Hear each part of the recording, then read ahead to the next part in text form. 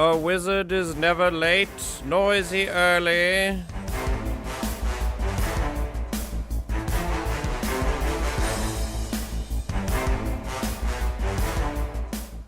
And I'm not late either.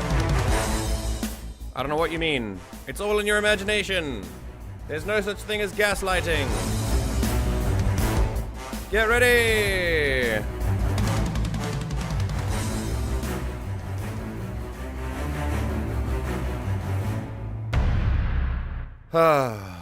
What a wonderful morning it is. Isn't it a good time to have my... Isn't it a good time to have things happen around the house just as I'm supposed to stream? It's great. Let me tell you what happened. First, welcome one and all, no matter what time of day it is for you. I hope you're having a wonderful day. I hope that you're feeling okay, but if you're not feeling okay, that's fine too. No matter how you're doing or how your mental health is doing, let me know, by the way, and know that you are welcome here, and it is very nice to be able to spend a portion of our day together. Welcome to the Everything GM broadcast. We're doing tabletop stuff today. I'm very excited. Anyone who wants to come and discuss it live can talk about it in the voice chat with me if you want to, but for now, we're going to chat first. I'm going to show you something fun on TikTok, and then we'll get into it. First, for those of you who are unaware, we have a Discord that you can join if you'd like to. And also, of course, you can do this thing. You can interact with the stream, follow the message below, and you can do things that need to be done. And when I took a break, as I've explained, I explained this last stream, but if you haven't been there for the last streams, this is a little bit too epic for this. Let's make it a little more chilled. When I was resting last week and hoping to do a little bit of a mental health break, yeah. Also, yeah, I know you shared the Discord. That's why I'm not sharing the Discord yet. I've let you have that role, and I have the other one. As I've said, only when you're absent do I share the Discord. Which is many times. Why are you absent? Why aren't you here 24/7? Anyway, when I took a break last week, I thought that it would be relaxing. And you know what? For the most part, it was. But also, my fridge, TV, and boiler all broke down at around about the same time, which was really nice. And really beneficial for relaxation. My TV has kind of just... It still works, but it's like every now and then you kind of have to unplug and plug it in again, which is like really healthy for technology. I don't know if you knew, but like taking the plug out and putting it back in without turning off the TV first is like really, really good for it. You should definitely do that. The boiler, we have two boilers because technically there's like where I am right now is like a separate unit from the actual house. So there's a separate boiler here and a separate bathroom. So downstairs there's like is like the main boiler, and that main boiler, one morning we woke up and was just not responding. Couldn't turn it on, couldn't turn it off, couldn't check any settings. It just was gone. It was like the circuit board just gave out.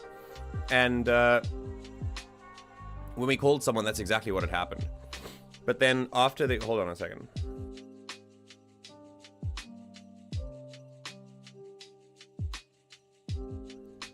But then after the after that, you know, there's still one up here, so it would still work. So the one up here still works. So we shower up here now, and that was the second thing. And then the third thing was our fridge started making this noise, and we were like, "What's going on?" And it turns out there's a buildup of ice around the inside of the fan. And I couldn't see it because I couldn't get through to it just yet. Like at the time, I couldn't get through to it. And, yeah, let me tell you, it was quite interesting to see the guy come in today and just attack the ice with, like, a special machine. And what was crazy about that was that just when I thought our problems were going to go away and that was it done, his machine put so much electricity through the kitchen electricity line that it tripped the power in the kitchen alone. The rest of the house has power. I'm coming to you live through the power of electricity. But just my kitchen doesn't have power. So I've connected everything through the TV room now, but also through a plug extender. And 2 fridges and other like kitchen appliances through a regular extender is not a good plan. So we're gonna try and fix it now. But really, it just feels like, sometimes it feels like we live in a house that is collapsing slowly, like around, like just around us. So that's quite interesting. It's still fun to live in at the very least, and I do have this little streaming nook that I can retreat to when everything gets a bit much. And it is of course nice to be with all of you and to spend time with you today. Okay. At least Taters is here often, unlike some other absent mods. Oh yeah, Fly just kind of... Fly is just a fly on the wall at this point. I kind of expect you to sort of be here and orbiting, just like in general.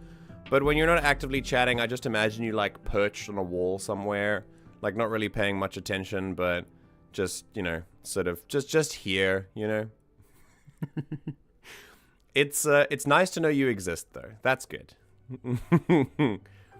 I just can't handle too much MJ time. That's fair. Most people can't.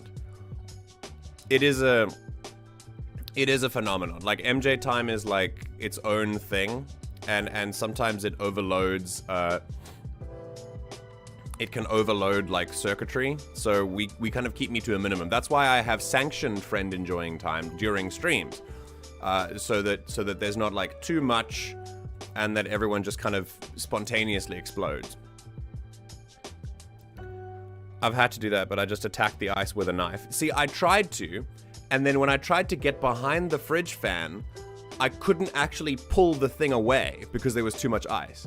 I needed to like actually, like I hurt myself trying to do it. So I needed the dude to come in and actually like get it off with his tools. Like that was different. Sounds like a breaker got flipped. I'm not sure what electricity code is like in Korea, but you guys have a breaker box. We have a circuit box, but the circuit box shows everything is fine, and it's just the kitchen that very clearly does not work. So we're not sure what the real problem is, but Heron's parents will know more. So yeah, I'm the ever-present moral support. Hell yeah, very cool. A fly on the wall, always there, but we don't always see you. Oh, goodness. Yeah. Yeah, exactly. And today we're gonna look at some D&D stuff. I'm quite excited for it, TBH. It's, I recently checked out the OneD&D subreddit, and I thought, we haven't actually had any new projects in a while, like nothing's been updated. And then very suddenly, like this happened this week, I checked, and I check all the time. And they were just late at updating their subreddit to something that came out last year in November.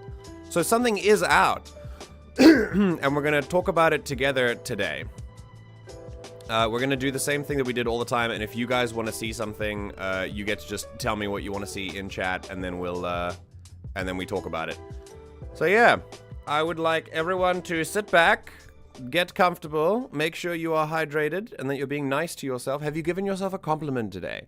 If not, please do. Look around, see if something you've done today, and say, good job, me. For example, I woke up extra early so that I could be ready in time for the fridge man to come and fix my fridge. And I have coped very well with the fact that yet another thing is wrong with our house. Good job, me. I did great. See? Now try and do that for you. What did you do that was cool today? Try and give yourself a compliment. Even if it was small. And in the meantime, we'll look at some TikToks. I'm not sure exactly what I want to do right now, but there is this new guy that I've found that is really, really, really cool. He thinks in such an interesting way. And I thought I would... I'm wondering maybe if I should do that. Or something else.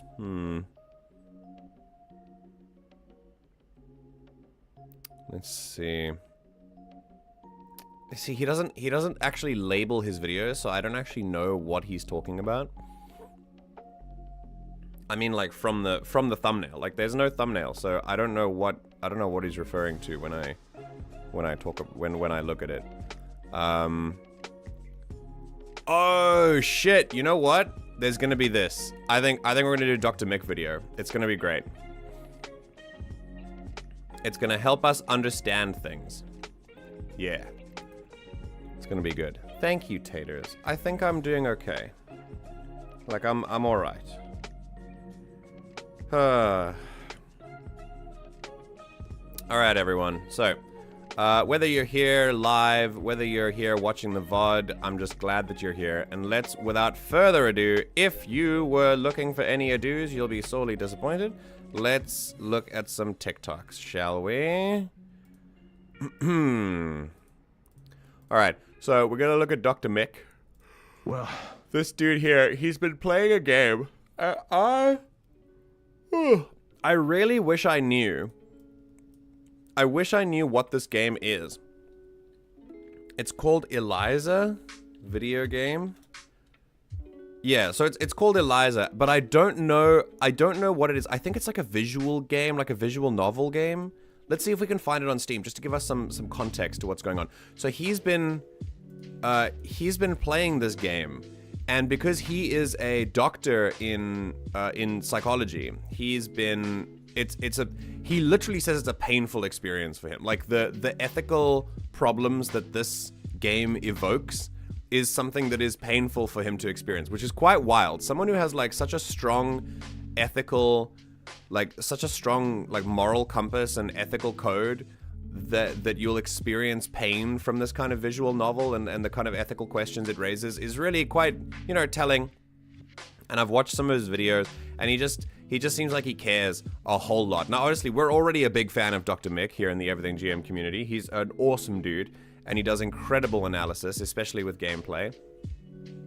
And whenever we make a decision in Mass Effect 2, we very quickly go to the Dr. Mick playthrough to see if we made the same decision and why. So yeah, this is another one of his where he played Eliza. I'm gonna quickly go to the context of Eliza and see. It says here, let's see. Hi everyone. Very nice to see you here. I can't raise my voice beyond a certain range because then my voice will just break because it's 10:28 in the morning.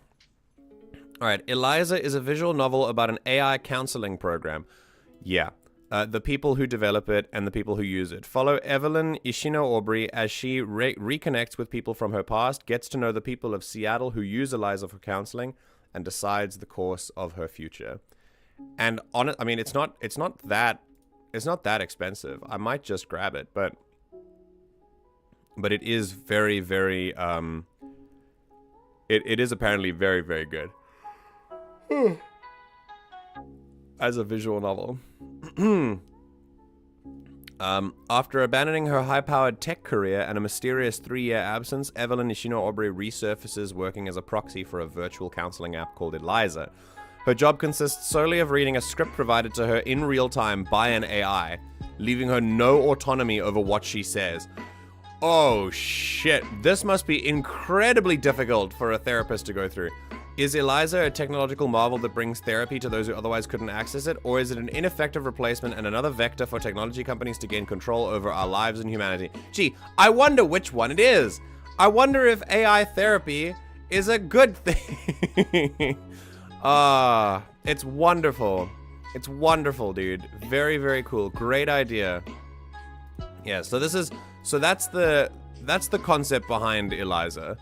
And damn, this track is actually quite a bop.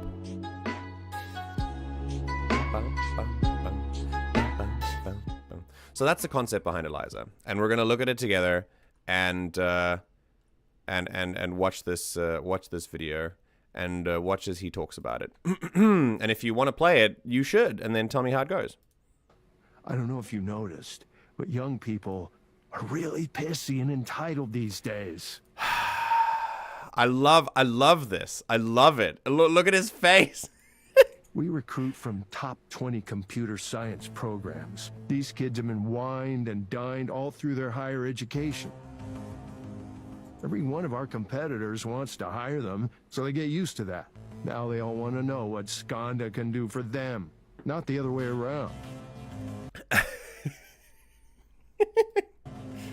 Man, these generational differences in how people oriented themselves to employment are truly a giant fascination of mine. because there is a tendency, essentially embedded in this conversation is a boomer versus millennial argument on employment. There's a tendency to talk about whether one way is better or worse, and people get quite entrenched in their camps. And I think what gets lost in that is that there's a progression in how people understand themselves relative to an employer and employment that doesn't negate the fact that the way that this guy learned to navigate the system at the time that he was engaging in it, worked for him. So he worked his ass off. He put in hundreds and thousands of hours, potentially gave up other things that he would have liked to have been doing in order to pursue the company's goals and to fulfill his role.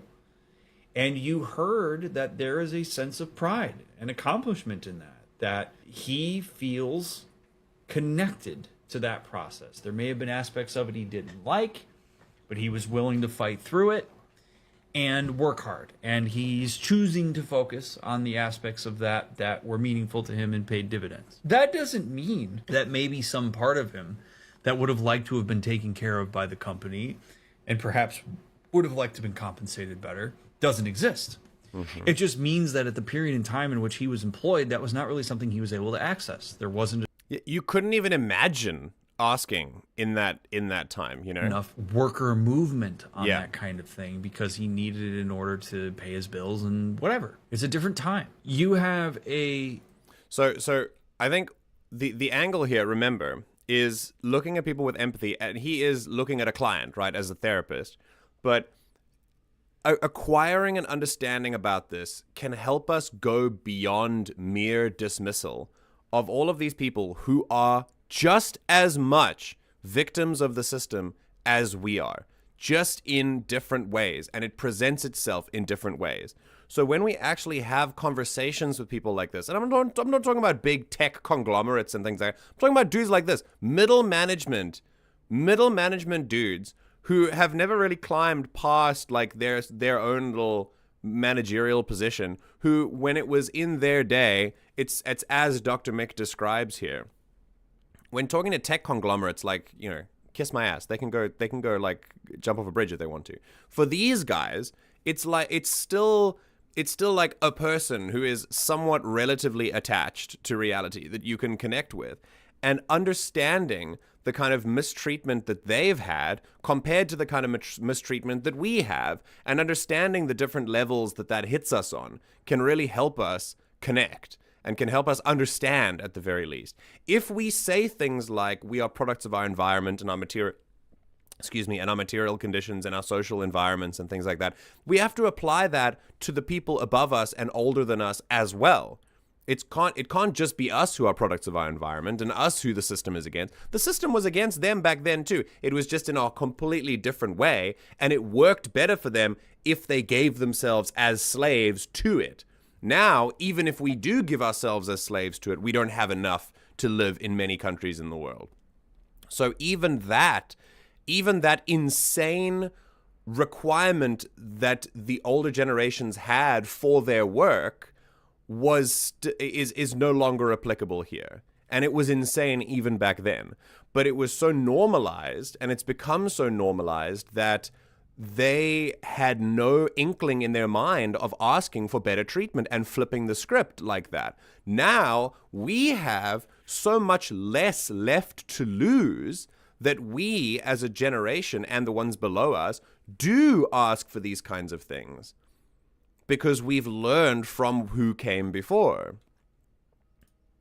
Newer generation, this is something I think about all the time. You have a newer generation, let's just say millennials, who, because they had parents who you're saying the same gave thing. themselves to their employment and worked their asses off, sometimes at the expense of their leisure activities, and didn't really get a chance to pursue any kind of personal fulfillment in lieu of their job and all of that stuff, who, as the result of that hard work, have the opportunity to care about things that their parents didn't have the opportunity to care about, which is how an employer takes care of you, which is opportunities for self-care, which is support of mental well-being and who you are outside of just being a company peon.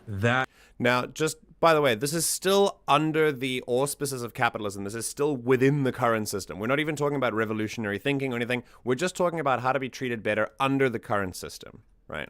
I now can reflect on the fact that, like, damn, my parents worked a job for so many years, so many hours, with, like, no thank you from the company, and were taken advantage of. And I saw what that did to them, and I don't want that. So I'm going to hold employers to a higher standard that in some ways I've been told is something I'm allowed to do, and something I now have the space to do because I've had more space for self-actualization by virtue of the fact that my needs have been met by my parents who worked their asses off. And now, bear in mind, needs in this case might not be emotional needs, because like he said, he was talking about like how the financial needs might have been met better because of a more successful generation. But there's a lot more nuance to this discussion, of course, that we can have about how our emotional needs might not have been met as well because we had parents who so-called like worked harder and things like that. or were able to, sort of chose to give themselves more to careers and to work instead of serving their own emotional needs and therefore serving the emotional needs of their children. That there's a whole more nuance to that conversation. But the truth is that as a generation, just as a general trend, I definitely believe that we were in a better place to question these kinds of things than they were. I definitely believe that.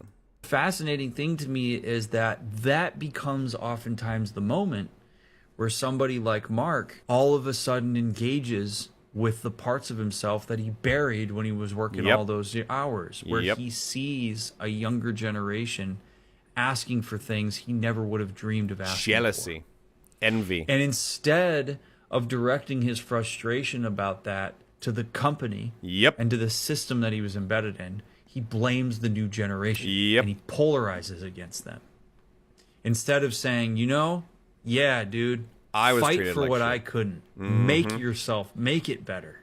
Hell, maybe if you can push the company to make it better, I'll benefit from that because it'll make it better for me too. Instead of that, he engages with his anger around the fact that he never got it. And now here are these entitled kids that think that they can just come in here and get it. And it's a bummer because who benefits? The people in power. So that's it. That's it. When we ask this question, who benefits? I think it's a question that you should be asking so much more often when you have conversations about systems and inequality and sort of structures and things like that. Who benefits? Who benefits from infighting amongst the working class? Who benefits? The employers. Every time. Because who is really responsible for the mistreatment of workers?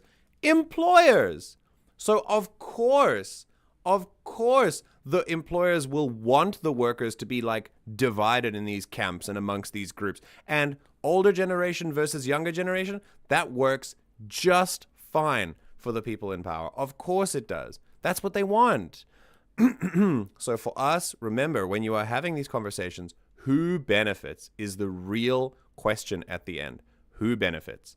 And if someone is benefiting that is not you in the situation, then reframe. We've got to think of a way to frame things in a way that we can benefit from. So that's where this mentality comes from for many, and will be my hypothesis for this guy. Am I going to bring all that up in this first session? Absolutely not. Yeah. What matters here is his experience. What matters here is that he is frustrated. Any of the stuff that I just said is potentially relevant when I get to know him and when we start to dissect where all of this anger comes from and where it should be directed. Yeah. And I'm not an advocate for millennials. Like, that's not my role here. I'm not a proxy for the new generation that's coming in here to say, well, dude, you got to get with the times. That's not it. My role as his therapist is to validate him and recognize his experience and figure out what his goals are and help him figure out the best way to achieve those goals. Now, he's mandated to be here, so that may be a little bit more difficult to do because there's an auto resistance oftentimes when there's mandated therapy, which is completely understandable. And as a therapist, you have to empathize with that. What I would be doing in this circumstance here with Mark is I would simply be listening to him, and I would be nodding along, and I would be giving little bits of validation around the line of like, yeah, that does sound frustrating. I'm wondering to what extent that's affecting your day-to-day. How much harder does that make your job? I'm trying to get a feel for his experience rather than immediately go in here and try to cut across his experience and fight him on it. That's not my responsibility to challenge that. Very cool. Yeah. So it's really important that I think, obviously we're not therapists, but when we have these conversations with each other, and especially with people who might have been different experience based on age or generational gap or things like that, it's really important that we try to reframe conversations from different perspectives so that we can engage with them more effectively and more productively. Now, if that's not something you want to do, if that's not something that you're prepared to do, draw a boundary and leave. That's totally fine. Like when you're having a conversation with someone and you see that they are this kind of person and you don't want to deal with it, you don't have to. No one's forcing you to. But if you do want to deal with it, there are ways that you should. There are ways that are more productive and are going to elicit more of a productive reaction and are going to help you have more of a productive conversation.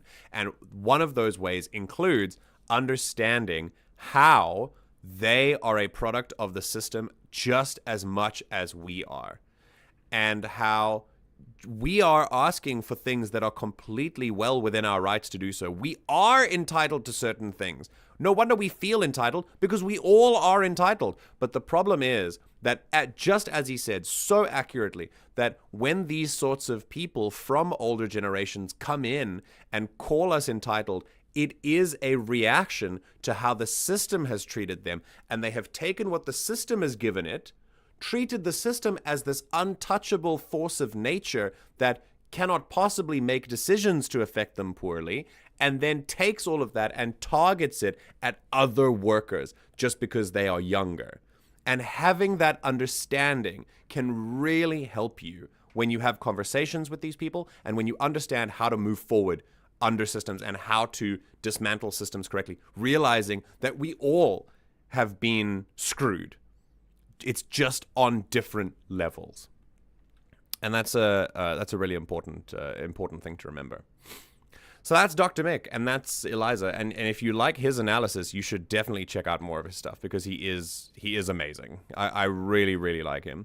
Feel free to contribute to the conversation in whatever way you like. It's not me just talking at you. I would really love to hear your thoughts on it if you have any thoughts. If you don't, that's fine too. We can move on.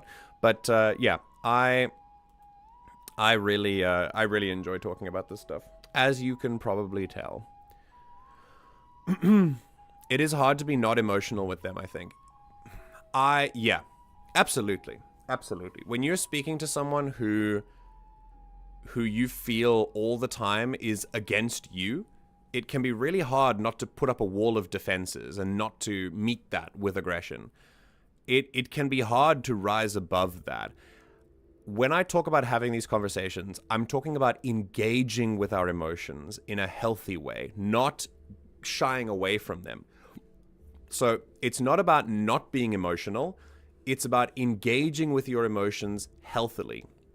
When we talk to someone like that and they say something that is frustrating, it's about being able to communicate that I feel frustrated when you say that because I feel that you are targeting me and I haven't done anything wrong. I'm just asking for better treatment. The person who's really done you wrong is your boss, who didn't treat you well when you were working for them. The people who've really done you wrong are part of a greater system. And so when we have these conversations, we are allowed to be emotional, of course, just as they are entitled to be, because, you know, their reaction is an emotional reaction. Because in their mind, the older generation is thinking, I didn't think that this was possible. I didn't think that I could do this when I was younger. I didn't even imagine that I could have asked for better treatment. And when I looked outside in my day and saw these other people striking and protesting, I never thought that it was possible for me. And now the younger generation is coming up and asking for these things, and it feels like now, as Dr. Mick said, now I get to process that in my head, and emotionally I'm starting to realize that these people are doing what I could have done. I could have done this, and I didn't. And that means for a lot of those people, it makes them think that they've wasted their lives. It does. It goes to the root of who they are. It really hits them hard. So, and then they take that and they make it angry and they turn on us. So, Hewan, you're right. It is very difficult to be like not emotional. But don't worry, when we have these kinds of conversations, emotions are totally okay to engage in here. We have to make sure that we are engaging with our emotions in a healthy way so that we're able to communicate with those people more healthily and encourage a template, a blueprint basically on how they can engage with their emotions with us. It is, and I know I have a temper, so it's hard to engage constructively with this kind of thing. Yeah, it is, yeah.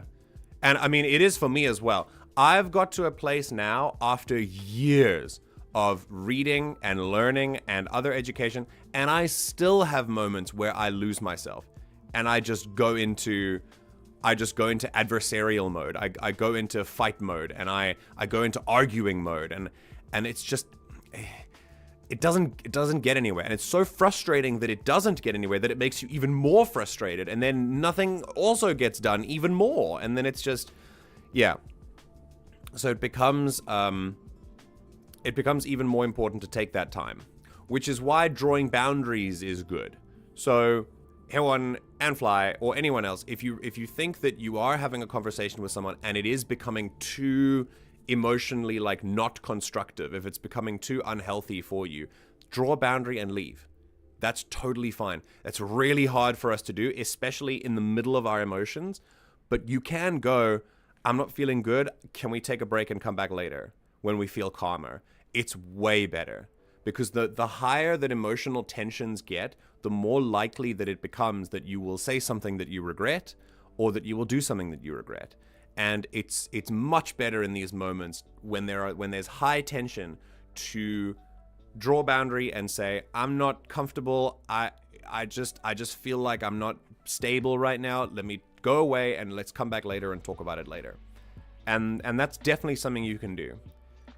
And if your reaction is to this, oh, but then the emotional like connection won't be the same. Good, that's the point. That's the point of drawing a boundary and leaving and coming back later. My dad likes to make huge sweeping statements about millennials and follow it up with a story bragging about how shitty he was treated.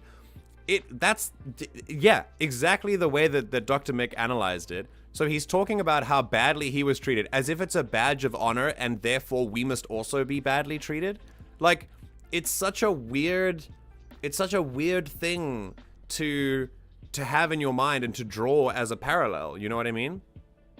But understanding really where that comes from is he feels he has attached how badly he was treated to being who he is. He's attached it to his whole being and his sense of self, so that if you are asking for things, it means that his sense of self wasn't enough to ask for those things. And that's a really hard thing to try and deal with. The real productive thing is to distance that from his sense of self, but people there don't know how to do that because they gave so much of their lives to their work that they became their work. And now we don't want to do that anymore. And because an entire generation has come before us that gave themselves to their work, they say to us, you're not as productive of a human as we are because you're not giving yourself to your work. And we gave ourselves to our work in order to pay our bills and make our ends meet and like have a house and stuff like that. It is this very cognitive dissonance based process. It's a weird sunk cost thing. Yes, that too. Absolutely. It's a Macbeth, as I like to put it. Halfway through Macbeth, he has a really big soliloquy about how his hands are stained with blood and he's wading through it, and he might as well go back because he's already covered in blood, so he might as well see it through.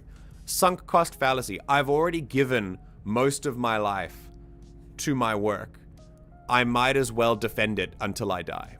And that absolutely is the attitude as well. And understanding that should help us not to dismiss them, but to connect with them. And if you are someone who wants to try and do that, that's the way you do it.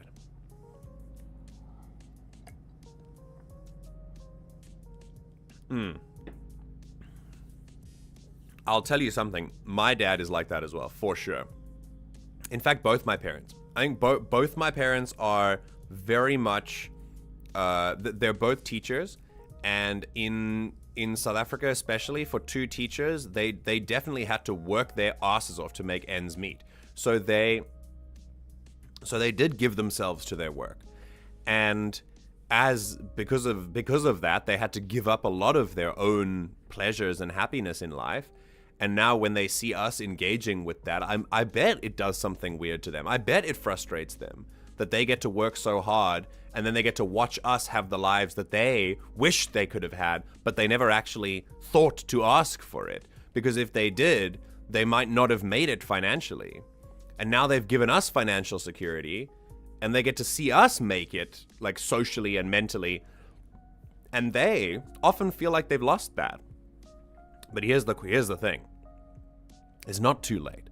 It's not too late. Like my dad is what? He's turning 60 next year. I'm pretty sure that when my dad thinks about like mental health stuff, I'm pretty sure he thinks I'm 60, I'm retiring soon, like it's fine. I might as well not work on it. My life is basically over anyway. No, it's not. You got like 30 years left, dude. Like 30 years.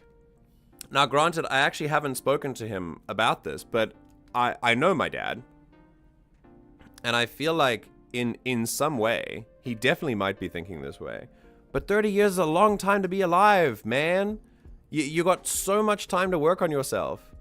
In fact, being retired is like the best time to work on yourself because you're not working. So yeah, I'm going down to see my family in December for Christmas, and everyone is coming with me. It's very exciting. And while I'm there, I think it'll be very interesting to have these kinds of conversations. Okay. I saw a meme that said, I had cancer and beat it, and now they've announced a cure. I don't think they should do it because I had to fight it, so should everyone else. Yes. Absolutely correct. And they do that with student debt. Yeah. And the last frame said this is about student debt, and I feel like that applies here. Yes, it applies to lots of things. It is definitely a sunk cost. It is, I fought for it. Therefore, if anyone else has it easier, it's unfair. And again, as Dr. Mick said, it's a complete false blame assignment. You are blaming the people who are fighting for change rather than blaming the people who took away your shit when you were the age of the younger generation. They took away your life, and instead of blaming them, you blame the others. It's very much seeing the system we're under as this unchangeable, immovable force of nature. But it's as changeable as the season. And as I said, I think I've said this a couple times. It comes from a very famous author. I can't remember who it was, but she said feudalism and the divine right of kings seemed impossible to change also. And it was changed. So, what does that say about us? It was my father I was thinking of not being able to engage with this because his anger issues and conservatism, but butts heads with my anger issues and trauma. Yeah. And in that sense, I like I said, I absolutely support drawing boundaries and leaving if you don't feel like you can get through. And if you feel as though you are not in that position, then don't worry about it. Because remember, at the end of the day, even though we can introduce that connection and try to engage in dialogue, remember at the end of the day, after everything we've just talked about how we can help people, it's not our responsibility to help them. It's a choice we make, and we don't have to make that choice, and it doesn't make us any less or any better of a human. If we feel like we want to draw a boundary because it's better for our mental health, that's totally fine. That's totally up to us. It's not our responsibility to fix someone else's mental health issues. And that could be true for friends, for parents, for any kind of family, for anyone that you know. It's not your responsibility. For someone else's mental health is their responsibility. And the way that someone treats you is their responsibility. It's your responsibility to draw boundaries and protect yourself. Ursula K. Le Guin. Ah, that's her. Yeah. She's amazing. She really just drops the most fire quotes. She really is cool. Yeah, so... Come on. I really hate this thing. I could... there we go. Yeah, so if you feel like you're not equipped, or if you're not in a position to handle a conversation like that, you don't have to. No one is forcing you to.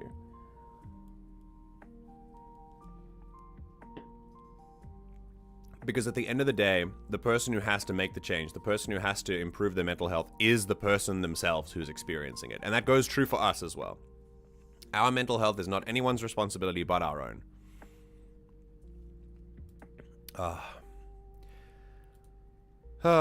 And with that, legumes and gentle beans, let's continue. I feel like talking about tabletop stuff. Unless you guys have other things to say, feel free to continue the conversation. But I will, I will move forward to some tabletop stuff. So, if we have a look here, there is some tavern music that I'd like to play. Oh, goodness. Okay.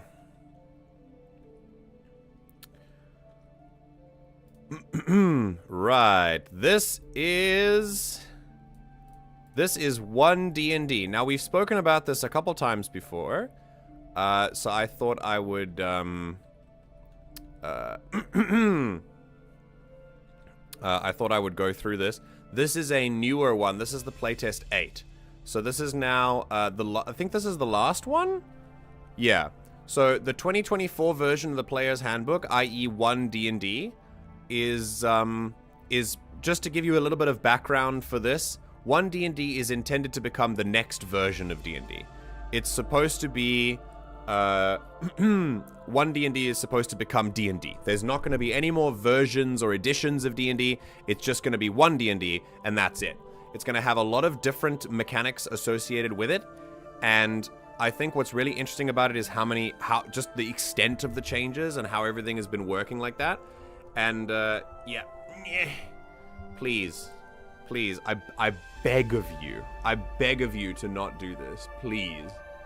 I just wish I had a way to to fix this that didn't do that. Okay, so we're gonna try and flip this around. Yeah. Okay, we're flipping it around. Don't worry, I got a cardioid pattern, which means I have to work on it like this, and then oh god. Okay, we're good. Oh, sick! I can just do it like this. Okay, cool. Yeah. Put that back. Do this. Okay, that should be better. We should have fixed it now. Hopefully. I hope so. Okay, so to, not on this topic, but my cat Tally says hi. I miss Tally! Oh, yay! Very cool. I hope your cats are doing well. Oh, man. I miss your cats. And I miss your face. And I want us to play D&D together again. Or any tabletop, it doesn't matter. You should join my Star Wars campaign. I need 6 players is fine. I need a 7th. 7th player, let's go. Let's do it. Remember the first time we played Star Wars and there were 10 players and then they slowly weeded down to I think it was 6 at the end? Yeah. But isn't that ending? This year is the end phase. But we still got a lot to go. Because remember, everyone's character arc is in different places, but they're all coming to an end at run about the same time. I have mapped it out. Yeah, the first session was 8 hours. Try 10, wasn't it?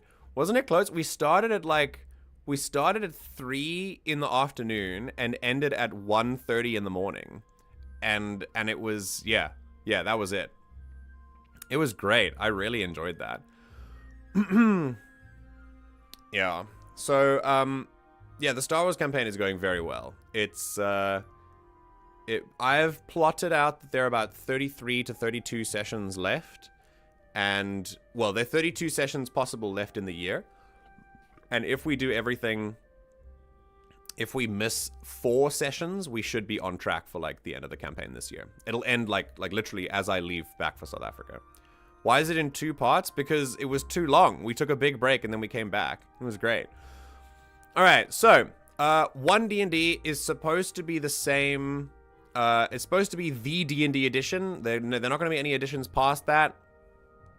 And so they're playtesting some of the new mechanics here. We've already looked through a number of those. You can go back to the same playlist, the World of TTRPGs, and you can check that out here on the YouTube channel. But for now, there is a new one out that we're going to look at now, and we're gonna look at that together. And if you have anything that you want to talk about in this playtest, please let me know, because that's here. Why it was like 8.5? Okay, yeah, 8.5 hours. That's still crazy. All right, so there are 3 classes here: the Barbarian, Druid, and Monk. Each one includes 1 subclass: Path of the World Tree, Circle of the Moon, and Warrior of the Hand. And then there are new and revised spells, there are new weapons, there are new feats, a revised version of ability score improvement, and then there's the rules glossary that have revised definitions in the playtest. Okay, so that's it, basically. This is what we have here. If you guys want to see anything in the playtest, let me know right now. If you wanna sort of break down anything specific based on that little what's inside forward. For me, I would like to go and look at Druid to see if they've changed anything. Let's see. That's Barbarian.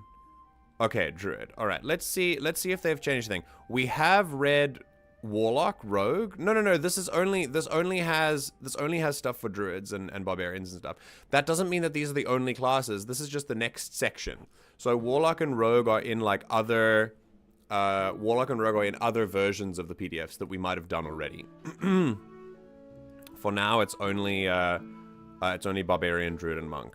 So last time we looked at Druids, they had really been they'd been redone in a really nice way. Namely, that their wild shape was now way buffed, and it was just, yeah, I really, really enjoyed the way that they did Druids. So let's see if that stayed the same. BRB, okay. Go feed your cats or something. All right. Druids belong to ancient orders that call on the forces of nature. Harnessing the magic of animals, plants, weather, and the 4 elements, Druids can heal, transform themselves, and wield elemental destruction. Revering nature above all, individual Druids gain their magic from a nature deity, from nature itself, or both, and they typically unite with other Druids in performing rites to mark the passage of the seasons and other natural cycles. The ancient Druidic traditions are sometimes called the Old Faith, in contrast to the worship of gods in temples and shrines. Druids master primal magic, which is oriented toward nature and animals, the power of tooth and claw, of sun and moon, of fire and storm. Druids also gain the ability to take on an animal form, and some Druids focus on this practice, even to the point where they feel more natural in an animal form. For Druids, nature exists in a precarious balance. The 4 elements that make up a world, air, earth, fire, and water, must remain in equilibrium. If one element were to gain power over the others, the world could be destroyed, drawn into one of the elemental planes, and broken apart into its component elements. Thus, Druids oppose cults of elemental evil, and others who promote one element to the exclusion of others. Druids are also concerned with the delicate ecological balance that sustains plant and animal life, and the need for people to live in harmony with nature, not in opposition to it. Druids are often found guarding sacred sites of watching over regions of unspoiled nature. But when a significant danger arises, threatening nature's balance or the lands they protect, Druids take a more active role as adventurers who combat the threat. Cool. Pretty standard Druid description. Right, so they start here. Their class features we'll look at in a second, but the proficiency bonus stays the same for levels. We're still going up to level 20. They still get... Now, as far as I know... Let me look at the Druid table and see if we've... yeah, D&D 5e Druid. Not subclasses, just go for Druid. There we go. I think the wiki dot should tell us a lot about this. Yeah.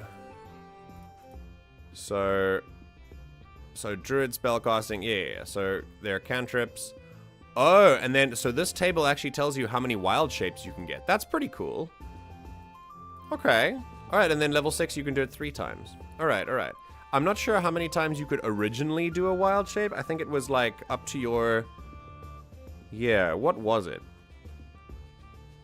Yeah, you can use this feature twice. You regain expended uses when you finish a short or long rest.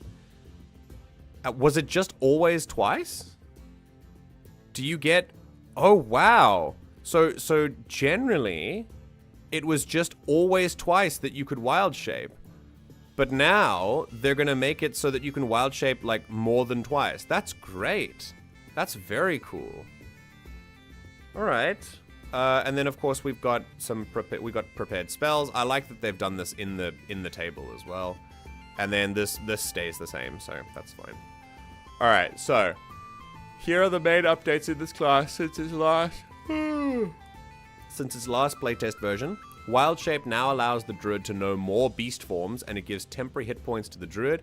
In addition, the beast form no longer retains the Druid's species traits. Oh, okay. All right, cool. So, let's see here. Oh, you guys are going to love this. You're going to freaking love this.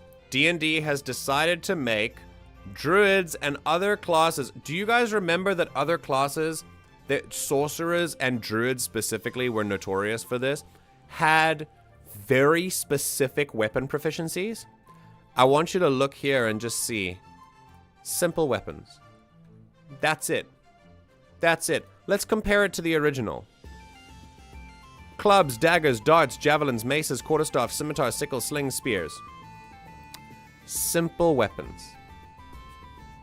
It's as shrimple as that. Honestly, one of the best decisions. Genuinely one of the best decisions. Okay, there's, yeah, light armor and shields. I think this was the same thing. Oh, medium armor as well. Interesting. Okay. Also, they're not restraining us to not using metal, which I think is also very good. Okay. Cool. And then, yeah, you start with some stuff. You know Druidic. And you always have Speak with Animals prepared, which is incredible for a Druid. You can use Druidic to leave hidden messages. Oh my god. Okay, cool. Oh, why is the... Is this a tavern version of Here Comes the Bride? Hang on. Wow, nice. Very cool. Alright, so as a primal order, you've dedicated yourself to one of the following sacred roles of your choice. Magician or Warden. Oh, shit! Okay, so you get to be like a special kind of druid, which I really enjoy. So this first one, Magician, you know 1 extra cantrip, and your mystical connection gives you a bonus to your nature checks, according to your wisdom modifier. Yo, you get to add intelligence and wisdom to nature checks. That's very interesting. Or you can be a warden. You gain martial weapon proficiency and medium armor training. That's crazy. Starting as a druid with medium armor and martial weapons, just like all of them, is cool. So what they're doing is they are buffing characters and keeping them from being so specific and esoteric early on. So earlier on in a character's, usually when you make character classes in D&D, it always feels very restrictive into the kind of things that you can do insofar as that's concerned. Now, with OneD&D, the pattern that I've noticed is that each character starts on a much better, more broad playing field, and then you can specialize into that as you please, which I much prefer. Yeah, it's much better. All right, then spellcasting, blah, blah, blah, that's fine, that's the same. Okay, Wild Companion. You can summon a nature spirit that assumes an animal form to aid you. As a magic action. Yeah, you can do these things. We're going to talk about those later in the rules. You can expend a spell slot or use a wild shape to cast the Find Familiar spell without material components. It's a Fae, and it disappears when you finish a long rest. Okay, sick. Cool. So then they've changed wild shape. So this is the last thing I'm going to look at, and then we're going to look at like the types of actions, because I've been I've been intrigued by this. Also, Taters, if you'd like to look at oh,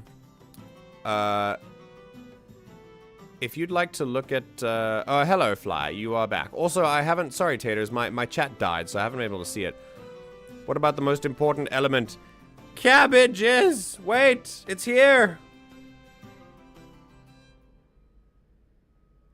It didn't work. Why didn't it work? Is it because I'm deafened? Hang on. There you go. There you go. Works now. Oh god, it has that frickin'... My cabbages! Oh, I hate that it has the mic aux cable at the end of it. One of them let you wild shape more? Yes. I hated the random weird weapon properties. Me too! I always had to write not X, Y, and Z or I'd get confused. Yes, exactly. Did they make Rangers cool again? They did. We looked at Rangers. They are very cool. I think we looked at them earlier in another edition of this, so you can look back there. Rangers aren't in this one, unfortunately. But yeah, okay, we're gonna look at Wild Shape and see how much it's changed. All right. I don't know if it's the orcs or if it's his cart crashing. Maybe it's the cart crashing. All right, so the power of nature infuses you, allowing you to assume the form of an animal. As a bonus action, you transform into a beast form that you've learned for this feature. You stay in that form for a number of hours equal to half your druid level or until you use wild shape again. Now, according to the default, your druid level determines the beast. You could stay in a beast shape for a number of hours equal to half your druid level. Yes. Okay, cool. You can also leave the form early as a bonus action. Okay. Right, known forms. You know a number of forms for this feature. Now this is what's really interesting with this, right? It's really cool. I actually quite like it. Particularly for newer players, right? You know a number of forms for this feature equal to 2 plus half your druid level round up, chosen from among beast stat blocks in the player's handbook that have a maximum challenge rating of 1/4 and that lack a fly speed. Rather than choosing, you can start with theirs. When you finish a long rest, you can replace one of your known forms with another form. So it lets you make a more specialized druid that can turn into different animals that they have a special connection to. And it helps them... It helps you kind of focus down on the wide variety of beasts that you can turn into. You can just turn into like 3 at a time, let's say. What is it? 2 plus half your druid level. So 3 at a time starting from level 1, but then you can change them at the end of every day. So if you see a new creature during the campaign, you can be like, oh, that's cool. I'm going to turn into them next day. And then you can, like tomorrow, you can do it again. And you can turn into them. It's really cool. I quite enjoy it. When you gain certain druid levels, the maximum challenge rating increases, blah, blah, blah, blah. Okay, cool. So it happens here. 2, 4, and 8 is when it changes. It's the same as the other ones. Okay, so that doesn't change. Oh, but there's no swim speed anymore, so you can always choose something with a swim speed, which I think is pretty cool. So there's always something with a swim speed. And then you can use it twice. You can gain an expended use when you use a short rest, and you gain all expended use when you finish a long rest. This is something that other things have had. So when you see a class feature that other classes have, they usually have this now. Now it's a new thing that they've had for most classes, where you regain 1 expended use of whatever the thing you used during a short rest, and you get all of them when you get a long rest. Okay. Oh, and this is it. So this is crazy. While in a form, you retain your personality, memories, and something that wasn't in the default rules, ability to speak. You can speak in your wild shape. Now, let me be clear. There was something incredibly hilarious about not being able to speak in an animal form as a druid in original D&D. Having said that, the choice to be able to communicate in a wild shape is inspired, in my opinion. Why? Because I have wanted to... It's like a magical ability. It makes sense that we would be able to speak. I have wanted to do this. I have been like... How do I put this? I've played druids before, And the amount of frustration I've had where I've been in wild shape and unable to communicate what I've seen to the players without leaving my wild shape and wasting a precious wild shape ability is so frustrating. So yeah, I truly appreciate that they've changed this. I really do. Okay. Yeah, so, here's the other thing that's really cool about this. Your game statistics are replaced by the statistics of the beast, but you retain your hit points. You don't take the beast's hit points. You retain yours. So it's no longer a second round of HP above your HP. It's really, really interesting. You retain your mental scores, your hit points, your class features, languages, and feats. You also retain your skill and saving throw proficiencies and use your proficiency bonus for them, in addition to gaining those of the creature. So it's a buff. If the creature has the same proficiency, and its stat block is higher, then use the creatures. If it has any legendary or lair actions, you can't use them. Okay, cool. And then you get temporary hit points. So basically, when you assume wild shape form, you get a number of temporary hit points equal to your druid level. You can't cast spells, but transforming doesn't break your concentration on a spell you've already cast or prevent you from taking actions that are part of that spell, such as the Call Lightning spell that you've already cast. So this is clearing up a confusion that existed in the initial D&D, or something that wasn't outrightly stated, but I'm really it's really cool to have it's really cool to have it stated, at least. I'm trying to understand this based on BG3 experience of mine. Oh yeah, okay. All right, so if I think in Baldur's Gate you could do wild shape twice, so it's the same as in Baldur's Gate. You could still wild shape twice per short rest, and when you short rested, you could get all your wild shapes back. But if you in this one, you get one wild shape back if you short rest, and then on a long rest you get all of them back. Hi Raz. Not so problematic to communicate in wild shape if there's dirt to write in. A bit more of a bother in a stone dungeon. Yes, it's been an issue. That's my point. Like, I really like the fact they've given you the option to speak if you want to. You could always play a druid that doesn't speak in wild shape. Like, that could be a thing.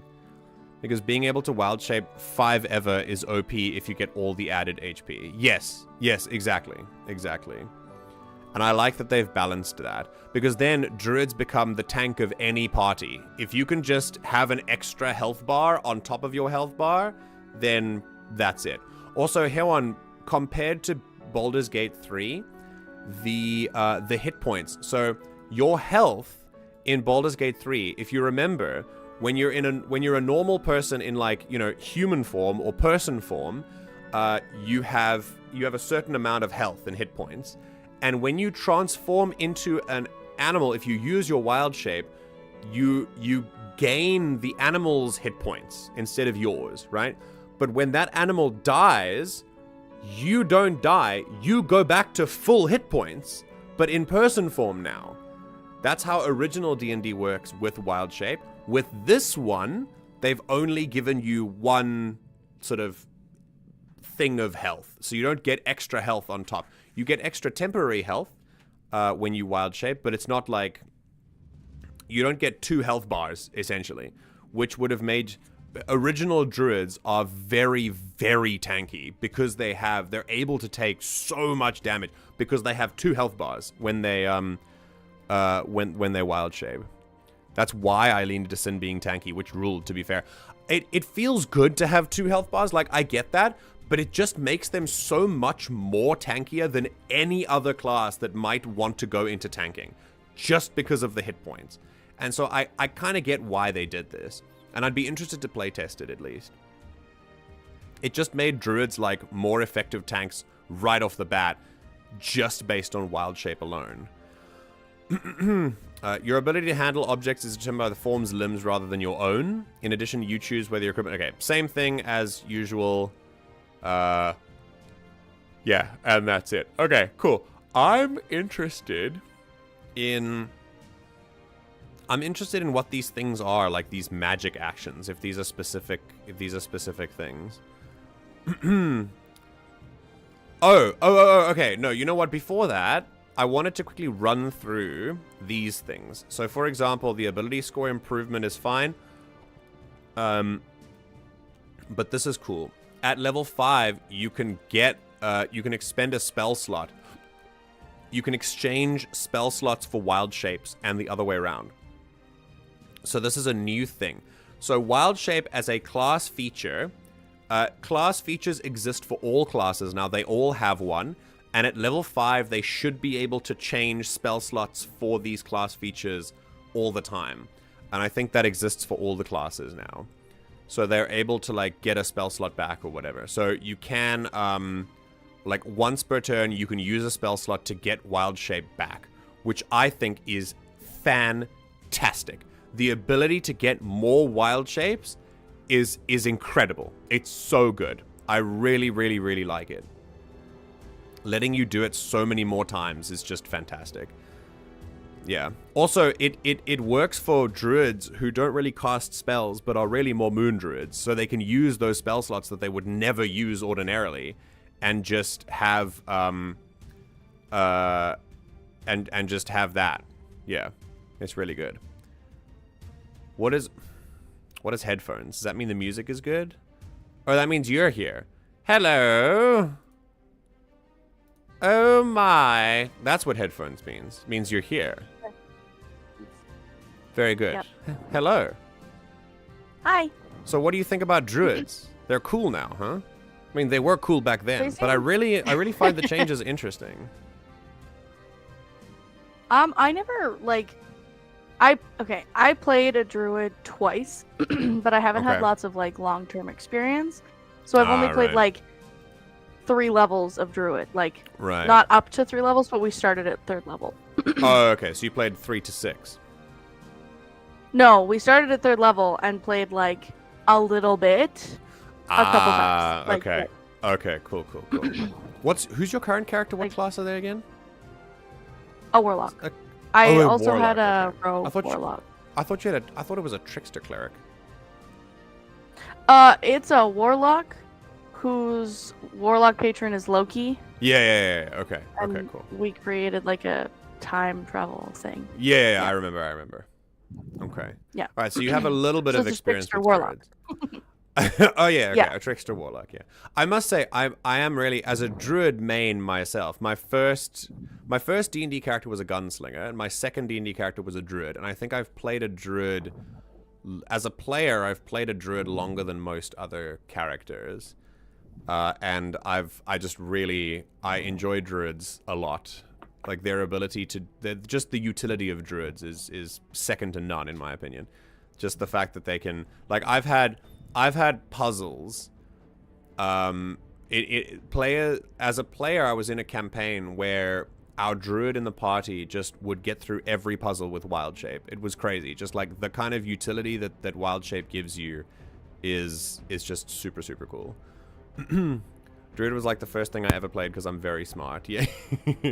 Hey, Druid, I mean, the ability to make use of the utility is a pretty smart thing to do. Also, hi, Baron. I'm 60% barbarian. Well, I would spell barbarian differently, and then you could be more percent barbarianin. You could be a barbarianin. Also, they have changed barbarian. If we want to go up and look at barbarian, we can see how they've changed it. So let's see here. Oh, hold on. I think rogue is my favorite. But I have like my most experience in warlock and ranger. Crossed with rogue often, but more experience in the other two. Did you say rogue? Rogue is your favorite? Yeah, rogue is my favorite. Like, if I could just play a rogue, I would love to do that. But every time I've made like a straight rogue, the campaign has fallen apart. So. Oh no. Are you the common denominator? Is it because you made a rogue? No, I wish I could be like, oh, it's me, I'm the problem, and then I would just stop joining and having my heart broken. Unfortunately. All right. I will say this level 5 Wild Resurgence is a game changer. I think one of the main things as a druid that I've found is the inability to like I have to be so careful about my wild shapes because you only get 2 of them per day, and sometimes D&D days can be really busy.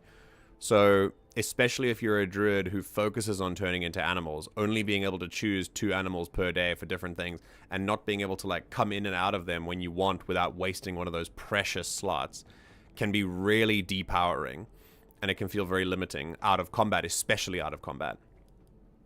So being able to do it with a different spell slot, it also means you can like, so you've seen the D&D movie, right? Have you seen it? I like just watched it last week. It's really good. I really enjoyed it. I enjoyed it thoroughly. But you know my kids did too. Yeah, I was gonna say, yeah, it's also like super kid friendly as well. But you know the druid scene where she is like escaping and changing into different animals and things like that as she leaves, yes. and like as she escapes. That looks so cool. You can't do that rules as written though, because she doesn't have enough wild shapes though. Like you can only do it twice. No. But what I really love is that OneD&D makes it possible that you can do something like that, which I think is just great. As long as you keep using spell slots, you can just keep going. And I think that that is fantastic. It gives so much more utility to a druid, and I think it's a really good trade-off for the HP that you don't have when you wild shape anymore, because you don't have a second health bar. Okay. Oh, also, by the way, there is an unseen buff with this Fly. As a druid main, I just want to let you know that because you retain your hit points, that works both ways. No longer are you an absolute tank choice, but also you can now be a mouse. A mouse with like 30 hit points. So if someone steps on you, you won't immediately like pop back into your person form. So it works the other way also. So you don't just be like this, you know, in original D&D, you could be like the super tanky, like giant gorilla. But then if you change into a mouse, you had 1 HP, and then you had to like, then you transformed back into a fly. Into a person, or a fly if you wanted to. But in this now, fly, I get it. But in this one now, if you turn into a wild shape, you can be like the tankiest fly known to like the far realms, and it would be great. Yeah, so I think that rules. I think that's awesome. Okay. I also like the intelligence and wisdom stores carryover. But that does remove some of the funniest things that have ever happened in campaigns. Oh, being a stupid. Although to be fair, no. I think your mental scores always did come over. Yes, your intelligence, wisdom, and charisma scores always did come over. Let me share my screen so you can see it in real time. I'm watching. It's fine. Yeah, but there's a default. I'm switching tabs as well because there's a default one over here. So the default rules do tell you that you change your mental scores as well. But I think you're thinking of polymorph, because polymorph replaces all of your mental skills also with it was our druid, but I wonder if that was a homebrew rule.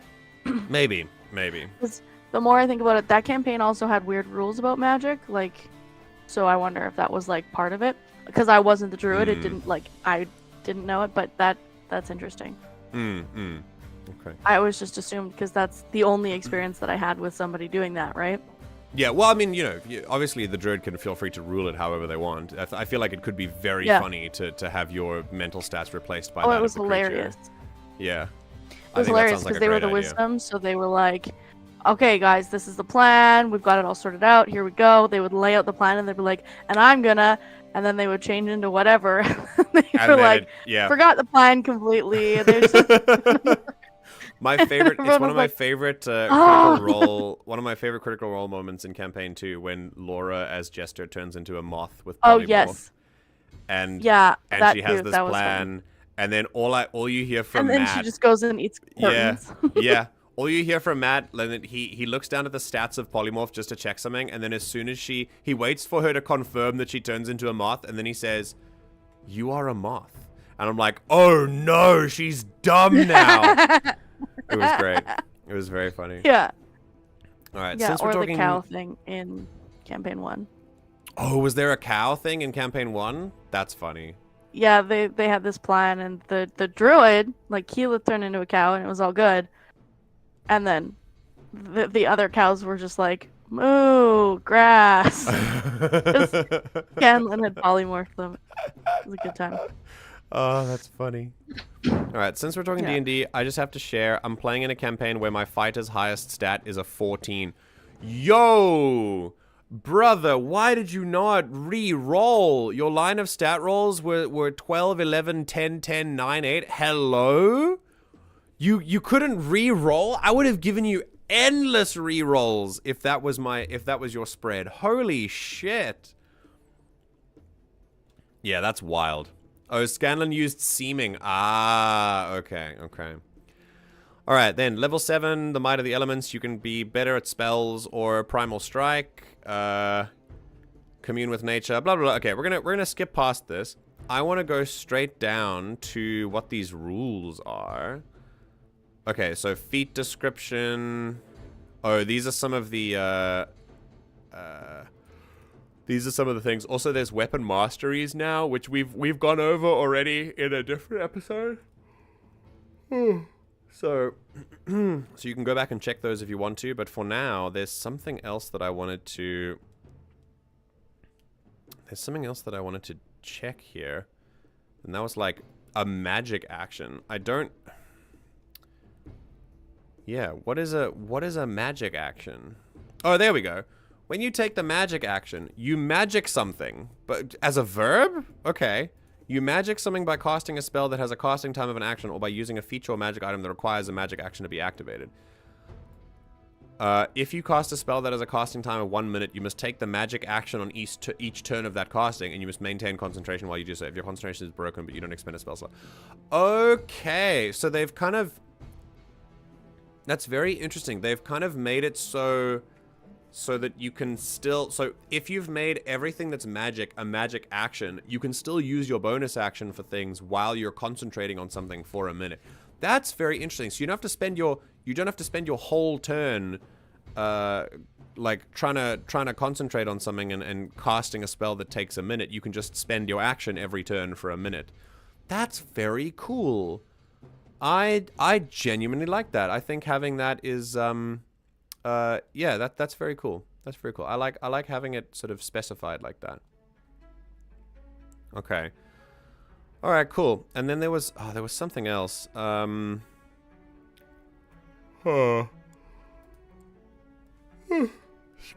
me. There was something else I wanted to check. Oh, there were ASI improvements. There was an ASI thing. Let's have a look. This is past monk. These are spells. Healing word, mass healing word, feats. Ah, there we go. ASI. Alright, so increase one ability score by 2 and increase 2 by 1. You can't increase an ability score above 20. But if you're at least level 19, that maximum increases to 22. Oh, so... Ah! Interesting. So usually you could have gone over... as far as I know, you could have gone over 20 if you wanted to, like at level 4. Hang on, let's see. Oh, you can't increase an ability score above 20 using the feature. Okay, so default was max 20 as normal, but at least at level 19 you can increase it to 22. That's interesting. Okay. Yeah, I kind of wanted to give it a spin and see how far I could take a two-handed fighter with terrible stats until he absolutely bites it. That's a whole vibe as well. Don't worry, I'm with you. Either he dies gloriously and I get to make a new character, or the bugger survives against all odds and I'll have a great story to tell. Either way, win-win. Sounds good. Yeah, sounds good. All right. Hi, welcome back. So, yeah, I think Baron is a Barbarian, so let's have a look at Barbarians and see if they've changed. We'll go here and look at the default Barbarian just so that we can have it as a reference. Bro, the morning streams make me tired, bro. Okay. I also thought this might be a good time, since we're doing tabletops, to look at the new like NASA tabletop role-playing game that you suggested the other day. We could try that as well. Let me look at Barbarian and then let's see. I haven't even opened it. Yeah, let's see. All right, so Barbarians, primary ability strength. Barbarians are warriors defined by their connection to the primal forces of the multiverse, which manifests as a rage. Ah, yes. I, too, look upon the multiverse and get angry. Far more than a mere emotion, and not limited to anger or fury. Okay, well, thanks, game. A barbarian's rage is an incarnation of a predator's ferocity, a storm's unrelenting assault, and the churning turmoil of the sea. So basically, as a barbarian, you just become a force of nature. That's pretty cool. I like that. Yeah. Oh, I love that. Some barbarians personify their rage as a fierce spirit or revered forebear. Others see it as a connection to the pain and anguish of the world, as an impersonal tangle of wild magic, or as an expression of their own deepest self.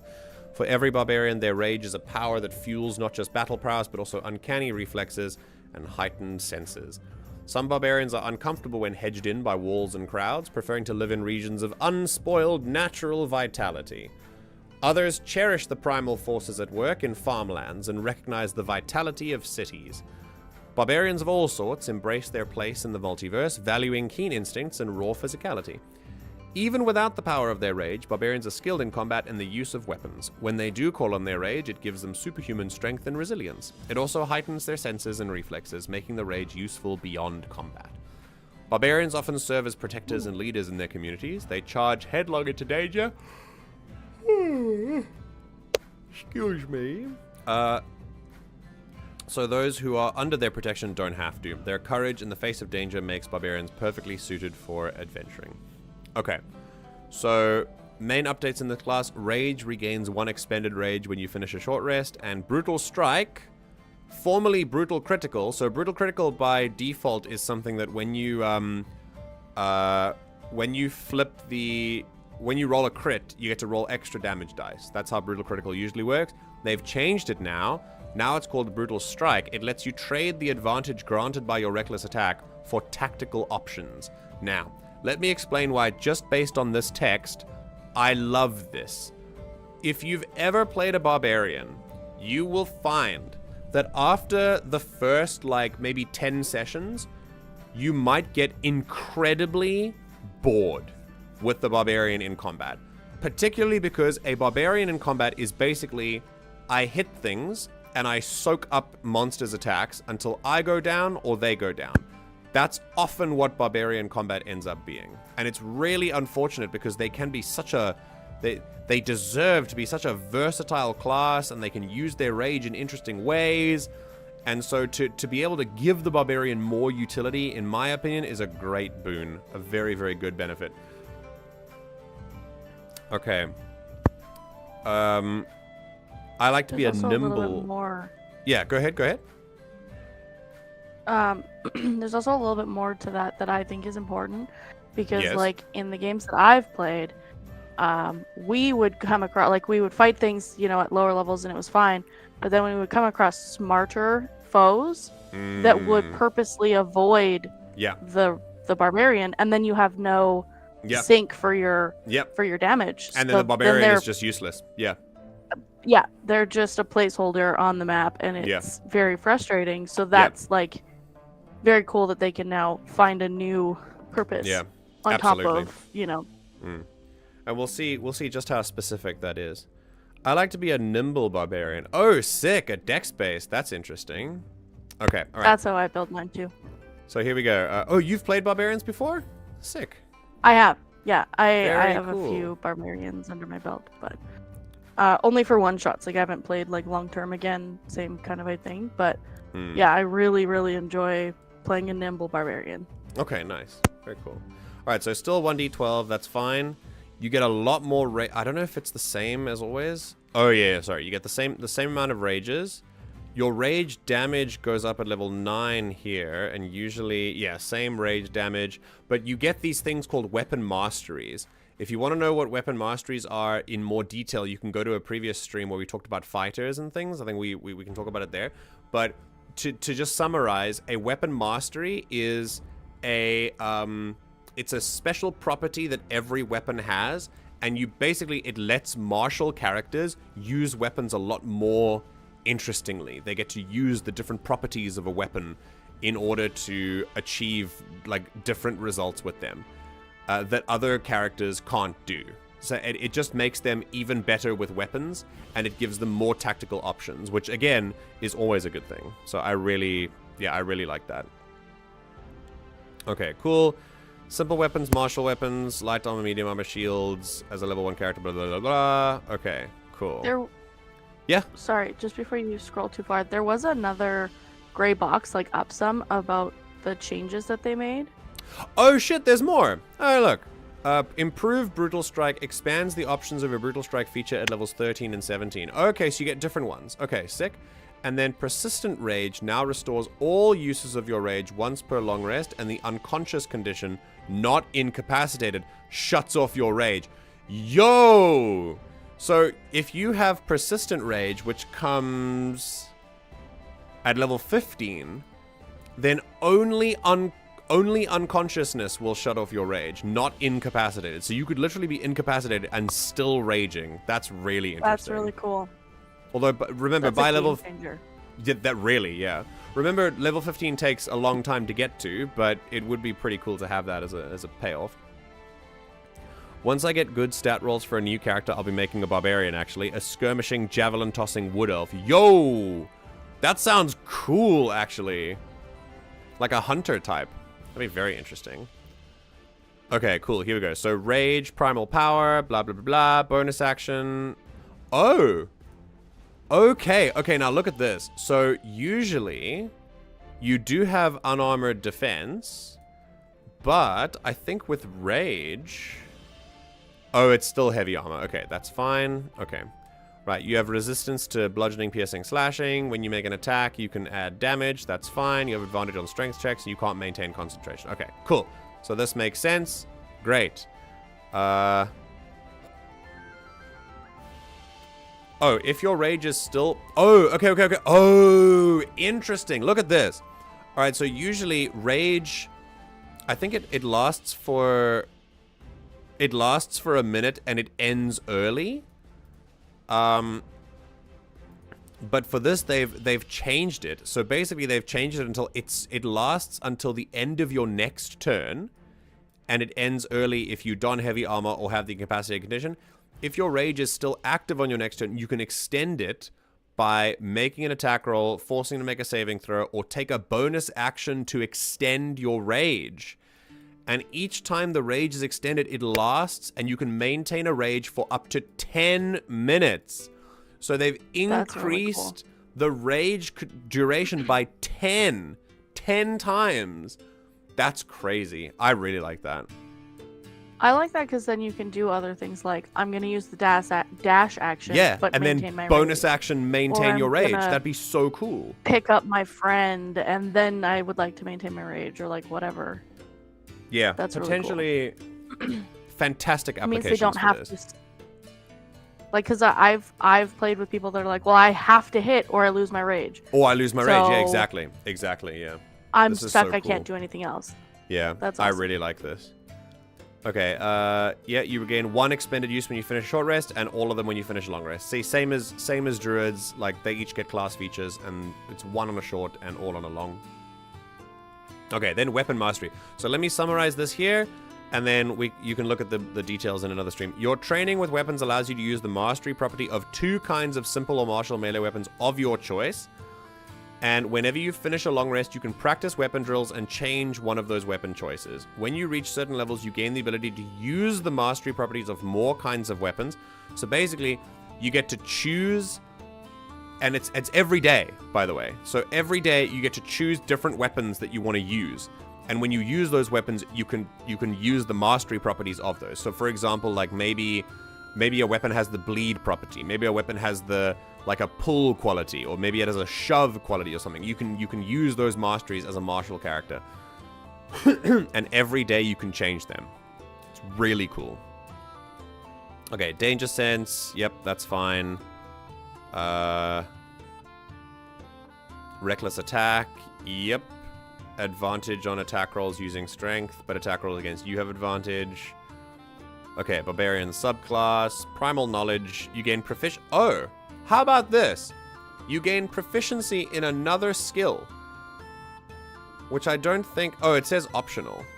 Ah, so this is optional apparently. Now they've made it an actual thing. So level 3, you get another proficiency, a skill proficiency. And in addition, while your rage is active, you can channel primal power whenever you attempt certain tasks. Oh my god. hold on. Whenever you make an ability check using one of the following skills, you can make it as a strength check, even if it normally uses a different ability. Acrobatics, intimidation, perception, stealth, or survival. Hello? Wow.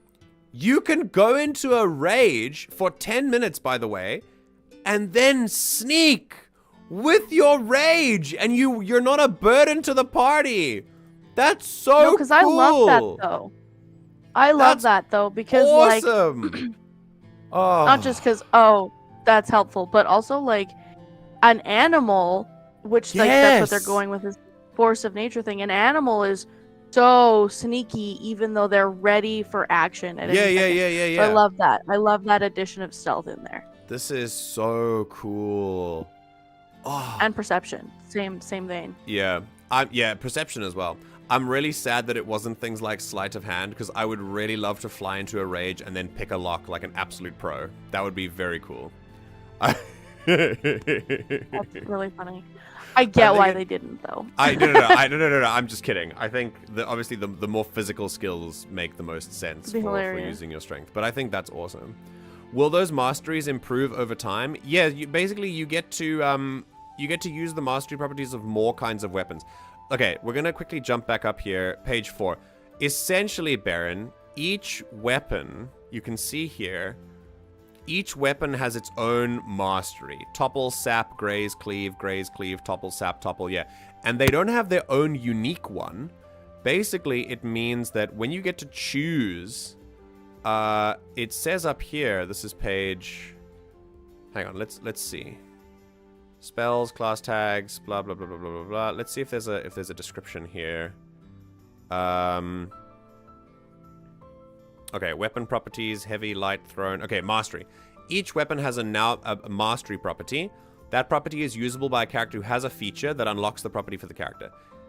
If a game feature lets you replace a weapon's mastery property with another one, that weapon must meet any prerequisites specified within the property. Okay, that's fine. Basically, you've got all these things. So let's say Barbarians use a great axe. Let's say you want to use a great axe. I guess I am talking about it now. It's got cleave on it, right? So cleave lets you, if you hit a creature with a melee attack, you can make an attack roll against a second creature within 5 feet. And it takes the damage, but you don't add your ability modifier. So you can basically, it's like if there's 2 enemies next to each other, you can attack both of them at once with a cleave weapon. Right. Then let's say you've got another couple of weapons that have cleave. So halberds have cleave, great axes have cleave, and then I think that's it. I think those are the only ones. All right. But you've got other ones that have different properties as well.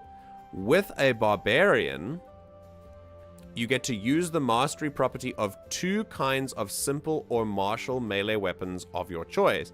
And you can basically,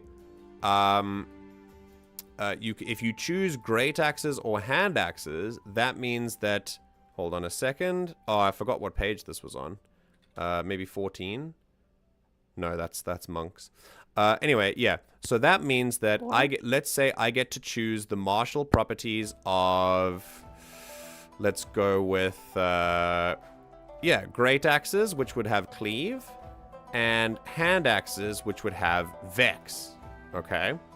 Now, prerequisite is a melee weapon with the heavy property.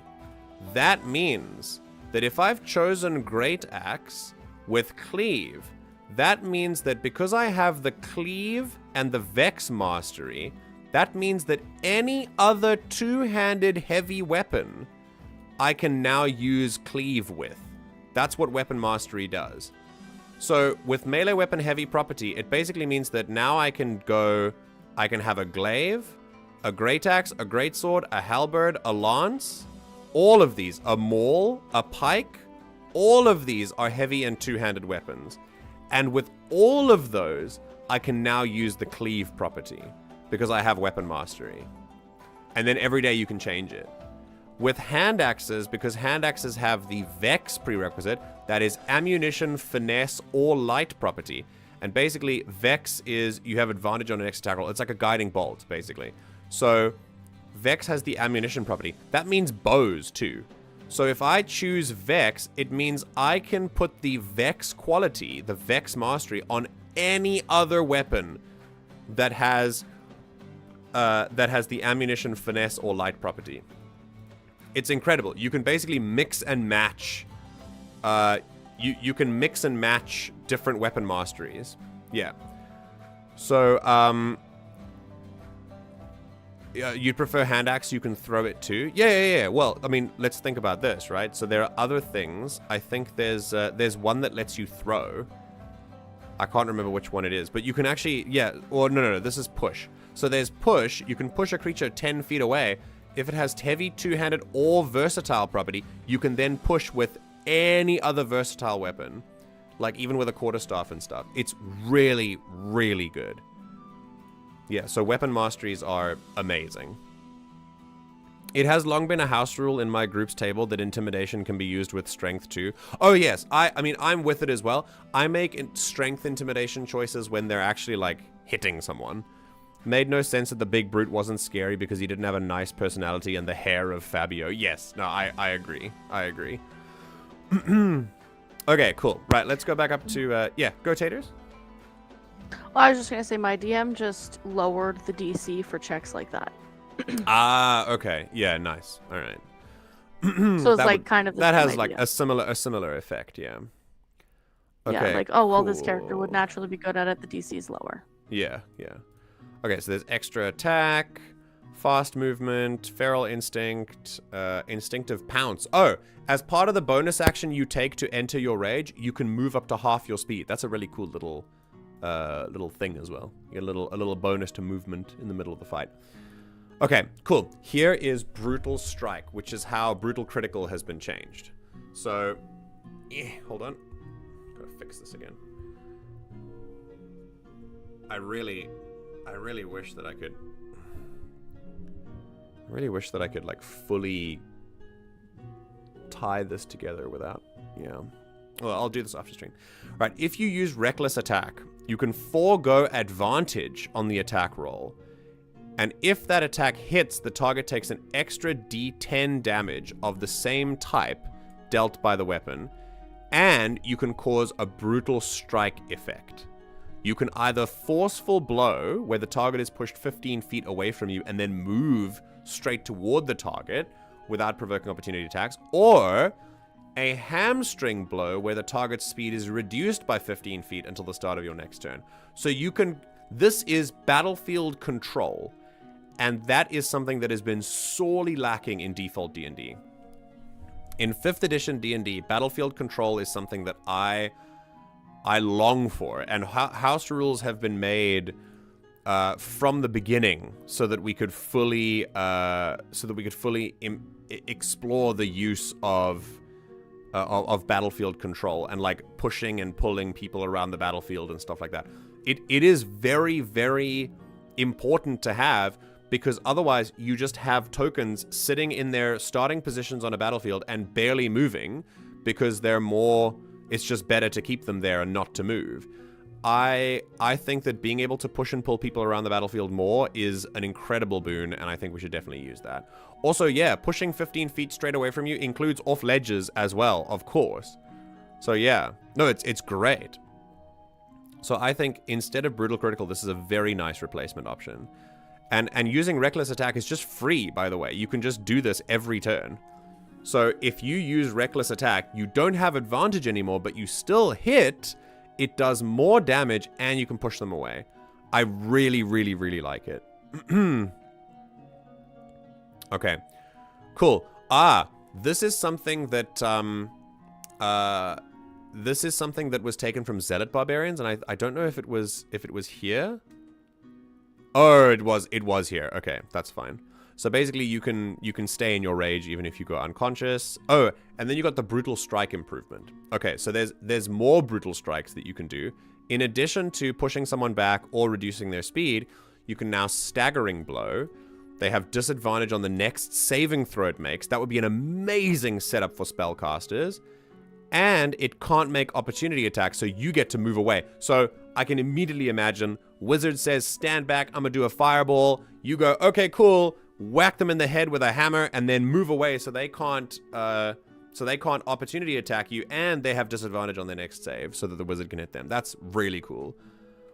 I mean, there are probably a lot of other applications for this as well, but I really like this. Okay, and then Sundering Blow. Your blow leaves an opening in the creature's defense for an ally until the start of your next turn. The next attack roll made by another creature gains a bonus to that roll equal to your rage damage. Great. Very cool. Very, very cool. Okay, then Persistent Rage is... Oh, when you roll initiative, you can regain all expended uses of rage. Until the next long... You can only do this once in a long rest. That's sick. So you get, like, double rages at level 15. Very nice, very nice. And your rage is so fierce that it now lasts for 10 minutes without you needing to do anything to extend it from round to round. That's a very cool payoff at level 15. And then... That's cool. Yeah, yeah. Brutal Strike improvement, the damage increases to 2d10. Oh, shit! You can use 2 different Brutal Strike effects when you use a Brutal, like, 2 at once? So you can push them back and hamstring them, or you can push them back and stagger them. That's insanely cool. I really like that. Okay, if your total for a strength check or strength saving throw is less than your strength score, you can use that score in place of the total? Hello? So just a 20 for most, and by level 18, that's probably higher than 20. That is so cool. Wow. Okay, and then Primal Champion, your strength and constitution scores increased by 4. Yo. That's very cool. That's very, very cool. Okay, we won't look at the subclass, but yeah, the Barbarians are... They've been given so many more options. The ability to control the battlefield is great. Their rage has been upgraded. They get to use skills while raging as well. Just an absolutely incredible buff to the Barbarian. I really, really like this. Yeah. Taters, I feel like you keep trying to talk, but then I talk at the same time as you, like, unmuting yourself. But you should just talk. It's totally okay. Well, some of the times I was just going to say exactly what you said. Oh, so. Okay. Because we're just usually on the same wavelength, so I was no, he got that. Okay, covered. That's cool. Yeah, no, okay. Because every night I hear the poof of, like, the mic coming on, yeah. Yeah, I have to keep turning it off because I'm still coughing. Oh, Lamau, okay. So that's why I'm still turning it off in between. Okay. Because part of it is I'm so used to coughing now that I don't want to just, like, start coughing and not realize I'm... Yeah, no, fair enough. I was just going to say, like, I'm going to look into the World Tree thing later because the D&D campaign that I play in has... it's a disc world, and the center of the disc is a world tree. It's based on, like, the Discworld books. So nice. I thought that was kind of an interesting thing that I might steal something from. That's very cool. Because I'm not playing a barbarian, but I might steal something cool from it. Yeah, absolutely. Let me know if there's something cool from that. But yeah, basically, I have thoroughly enjoyed. Yeah, I really like what they're doing to classes. That doesn't mean necessarily that I'm going to be playing D&D, but it is nice to know that there are like good changes coming. I still am really intrigued by a system like Daggerheart, which we've been looking at. I'm thinking basically whatever campaign I play next, if it's not Star Wars, I would like it to be a campaign system that would let me apply my own, like, book world to it, especially the magic system, which is a little bit different from regular D&D. Mm-hmm. So I don't know if that's going to be, if OneD&D will be able to accommodate that. But Daggerheart looks like it might. So yeah, we would have to see. It just seems still very rigid compared to some of the other stuff that that you've shown on stream and that I've looked into. What, D&D? Yeah. Yeah. Just a little bit more like, if you mess with this, you're probably messing with the balance, kind of. Yes. Yeah. Well, D&D. Some of them are so much more open-ended. I genuinely think D&D is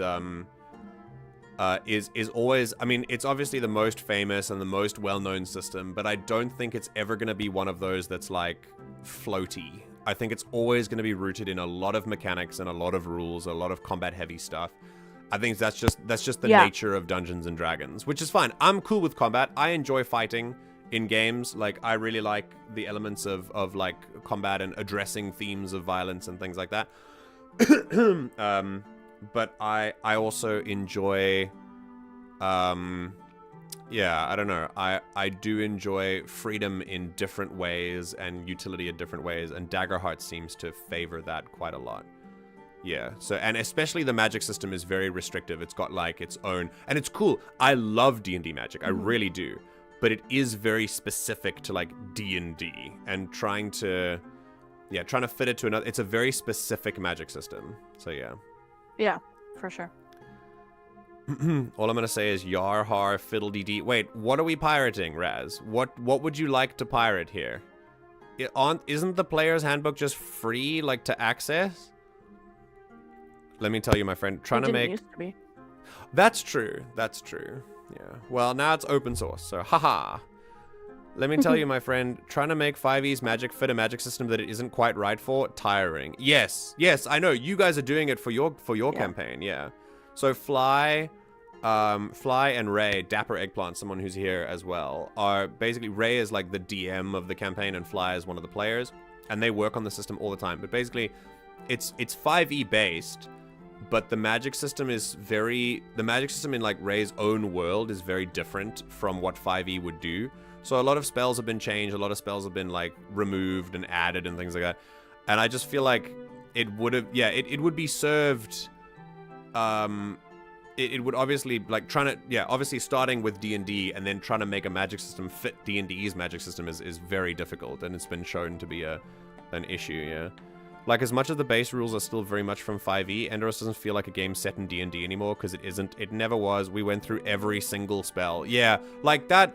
I wouldn't even... Just choose a different system then, dude. Look, I admire your work.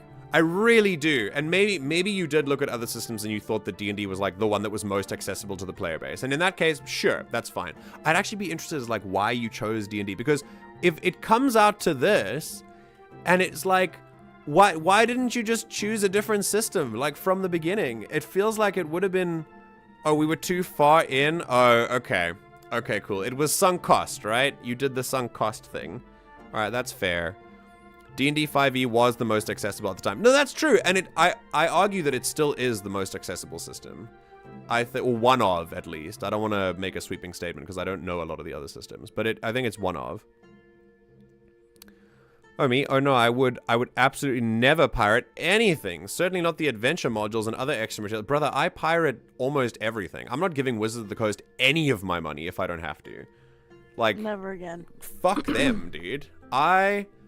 Wizards of the Coast and Hasbro, like, are an example of just, you know, they've shown their hand. They're every other corporation. I'm not giving them any of my money. I will pirate, like, happily, and I will encourage other people to pirate stuff if they can, especially from, like, giant corporations. I don't care.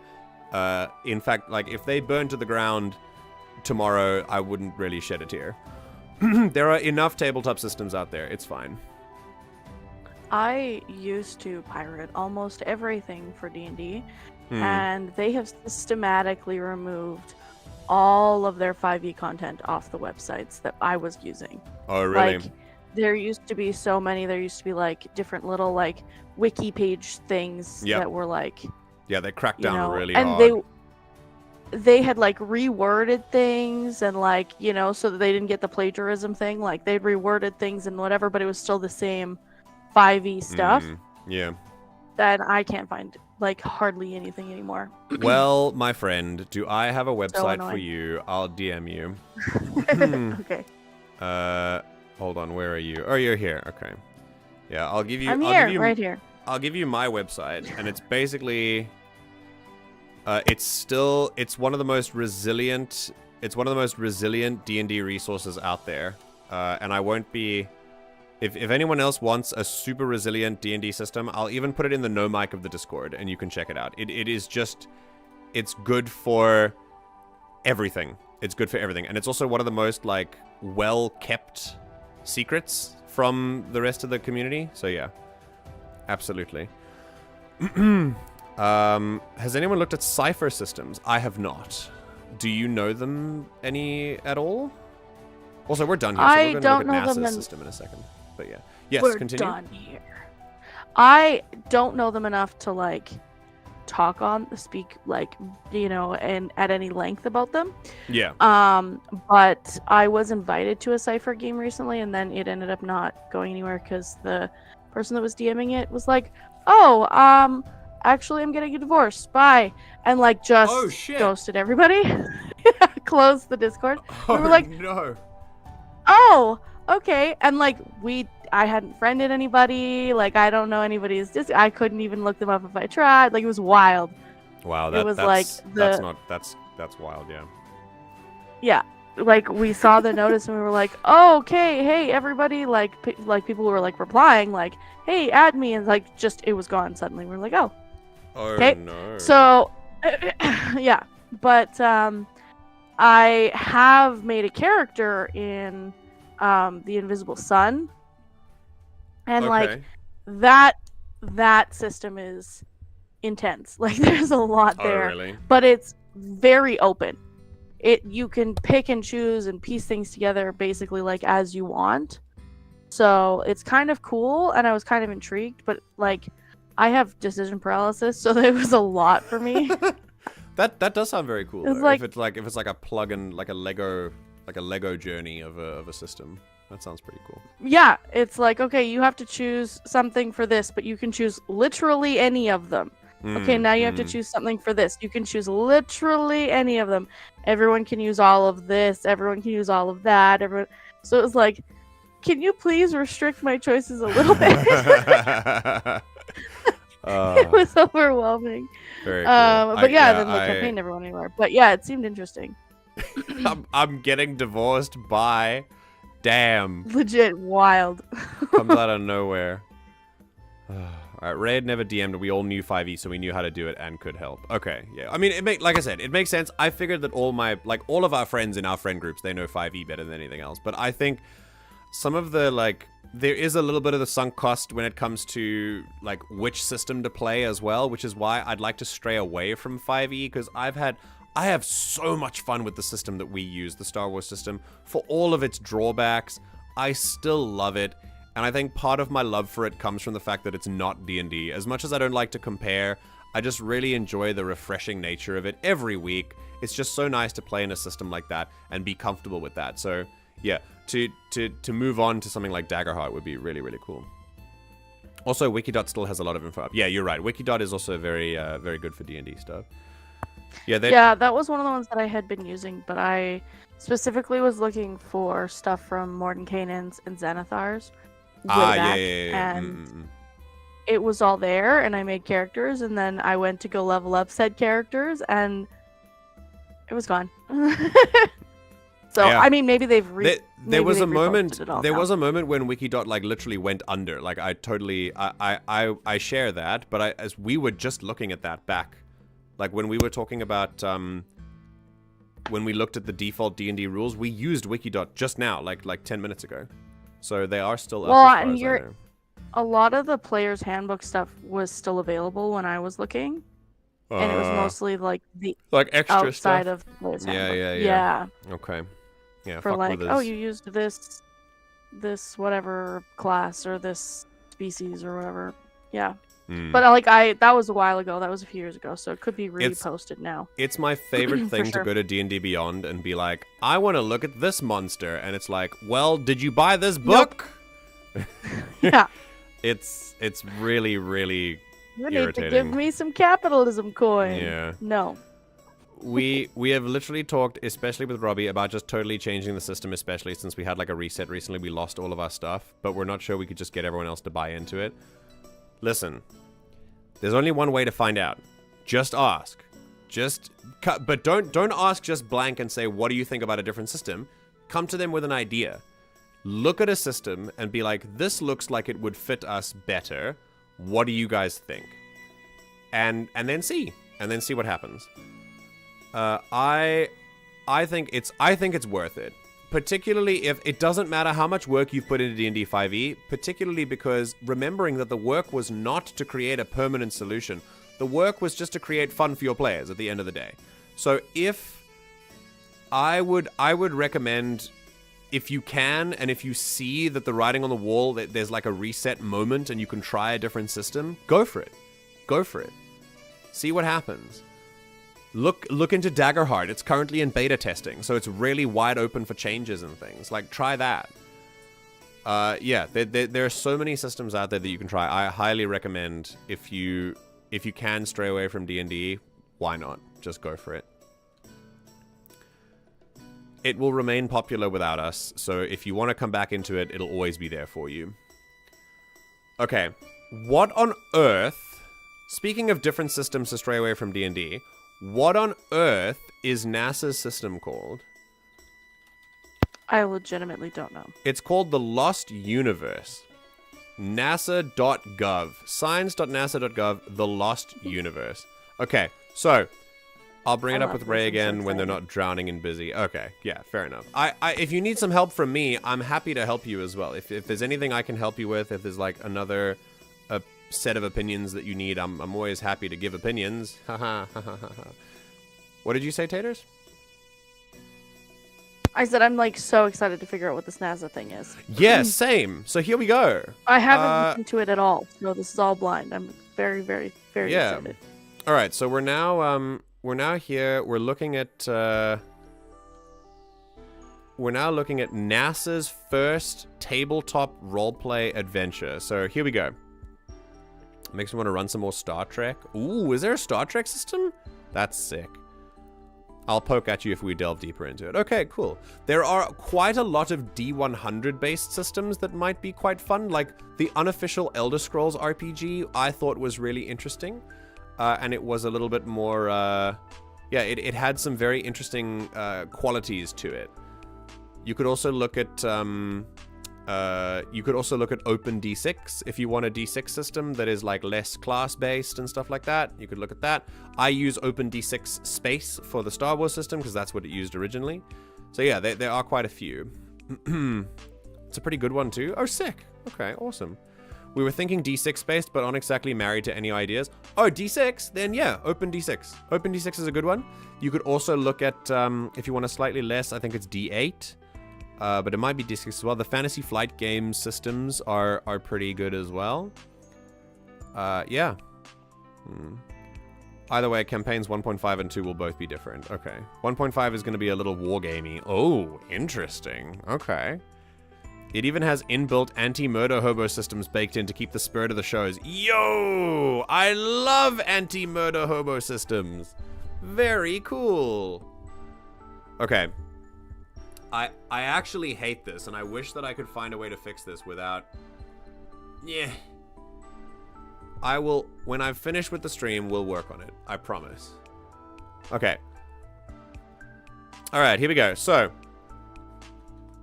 This is, speaking of different systems that aren't D&D, this is NASA's TTRPG, calling all adventurers. It's time to gather your party and your favorite tabletop role-playing game system. A dark mystery has settled over the city of Aldastron on the rogue planet of Exlaris. Researchers dedicated to studying the cosmos have disappeared, and the Hubble Space Telescope has vanished from Earth's timeline. Hello? Only an ambitious crew of adventurers can uncover what was lost. Are you up to the challenge? The telescope is gone? That's very interesting. This adventure is designed for a party of 4 to 7, level 7 to 10 characters, and is easily adaptable for your preferred tabletop role-playing game system. Oh, it's not a system, it's a game. Oh, it's a camp. Definitely made it seem like it was its own. Yeah, I thought it was its own system. Yeah, that's cool. I thought it was a Oh, it's a campaign. Okay, like it's a campaign. Storyline. I love that. Yeah. Okay, all right, let's watch. Hang on. Download the gameplay instructional booklet, the map of Aldastron to help you navigate, and print the Lost Universe poster. Cool. Okay, let's have a look at the intro video first. All right, here we go. Oh, that's loud. There we go. What happens when you combine? the game that changed the world. D&D. Okay, sick. With the space telescope that changed the world. The answer will blow you away. In this official NASA tabletop role-playing game. See, that implies that it's a system, guys. The Game Master asks one wild question. What would happen if the Hubble Space Telescope disappeared? Cool graphic. Nice fake images of the round Earth, NASA. Join forces with your friends on a mysterious exoplanet. Do you have what it takes? What is happening? Yo! Why is there a badly animated dragon to save Hubble? This is great. Oh, he's spinning! He's spinning! Oh, the lost universe. It was gonna end a little bit off of center. It would have very much annoyed me. NASA's tabletop role-playing adventure. See, saying that it was a TTRPG implies that it's a system. But okay, all right, it's a campaign. It's not a system. Yeah, for real. The Star Trek game is just called Star Trek Adventures by Modifius Entertainment. Okay, cool. I know a couple of. I think the systems I know, like off the top of my head, are the D100s, the D100 systems like Elder Scrolls, or there's a Mass Effect D100 system, or Dark Heresy. The Warhammer 40k universe often uses D100s. I've also gone with D10 systems like World of Darkness. There are D8 systems like Final Fantasy, Fantasy Flight games, not Final Fantasy. There are D6 systems like Open D6, like the Star Wars one that I use, the West End Games one. And then there are D20 systems like Mass Effect 5e, D&D 5e, Star Wars 5e, all based on D&D essentially. And then there's a D12 system recently that came out, which we've done a whole stream on. We've done 2 streams on it, called Daggerheart, which is made by Critical Role, and that's a D12 system. It's very cool. Yeah, the Green Dragon is awesome.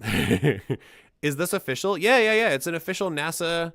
It's an official NASA like content. It's not a system. It's a campaign set in a universe. Let's look at the download the Lost Universe gameplay. Okay, it's a PDF. Oh, it has bookmarks in it. Yes, incredible. We love bookmarks. Okay, so running the game.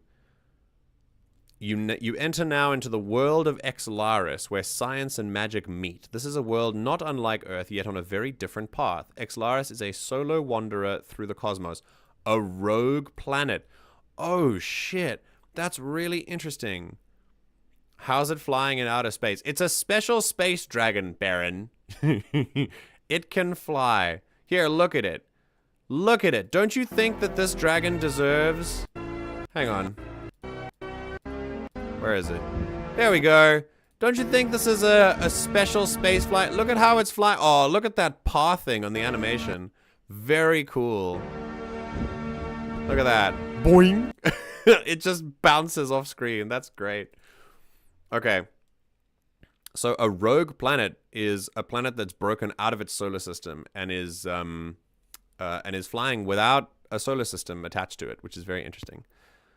I thought it was just like a planet that had an edgy backstory and like maybe just daggers. Yes. It's a planet that sits in the corner of every bar and just waits for someone to talk to it and then complains that no one wants to talk to it. Yeah. Okay, this game has 2 parts that can both be completed in a single session that lasts approximately 3 to 4 hours. Wait, this is... Yo, this entire thing has been made... This entire thing has been made to last 1 session. That's crazy. It's just a one-shot? Wow. Okay, the first part of this game is the introduction to the world and the city the players find themselves in. During this portion of the game, the players find themselves thrown into the bodies of the characters they created. They know what they would normally know on Earth, but have no knowledge of the place they're in. Oh, shit! You get to play like real people. That's so cool. They won't recognize each other. They'll have to tell the other players what they see when they look at them. However, they will intuitively know they have magical ability if they're a spellcaster and can learn how to channel that in early encounters in the game. The NPCs they meet will influence their perspectives of this world. Okay. This is so cool.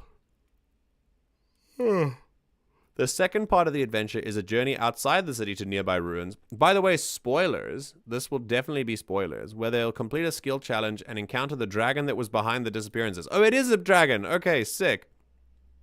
They must complete these challenges before they can recover the researchers and get home. Damn. This sounds very, very cool, I have to say. Okay, in an age 400 years past, a planet called Exlaris orbited comfortably in its star's inhabitable zone. Within this delicate zone, the planet grew to support life that became intelligent, developed a robust society, and learned to harness their innate magical capabilities. A peaceful world took shape that prized knowledge above all else. They focused on agriculture and bettering their societies through medical research and honing their magical abilities. Oh my goodness, guys, it's just like Earth! The magic of this world came about when a small group of inhabitants discovered they had the ability to harness the energy of the vacuum, the energy filling the universe around them. Neither the ability nor the energy they harness itself has been well understood, but research into it is ongoing. In the meantime, more of the inhabitants of Exlaris have learned to harness this energy, some of them through study and others through innate gifts. But that energy tends to fluctuate and isn't always reliable, hence the eagerness of research to more fully understand it so they can fix the problems. However, the peaceful nature of the society changed when a black hole moved close to their planet. Not close enough to consume, but close enough to alter the planet's orbit and slingshot in a trajectory all its own along with its moon, Noru. Shock roiled through the world's inhabitants, causing an eruption of chaos. Each of the other planets within its solar system suffered the same fate, though Exlaris was the only one that supported life. This event, known as the Breaking, transformed Exlaris into a rogue planet. Interesting. There are elves and dark elves and stuff? Yo. Okay, so how do they survive? Yeah, the sun faded into darkness. So what can they do? An archmage assembled a team of scholars, wizards, sorcerers, and leaders to put the might of their intellect behind this problem.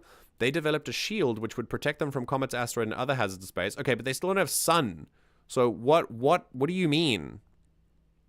They were able to harness even more energy than imagined possible. Once the shield took effect, the planet began to stabilize. They developed a fear of it being undone. Okay, so the shield gives you light as well?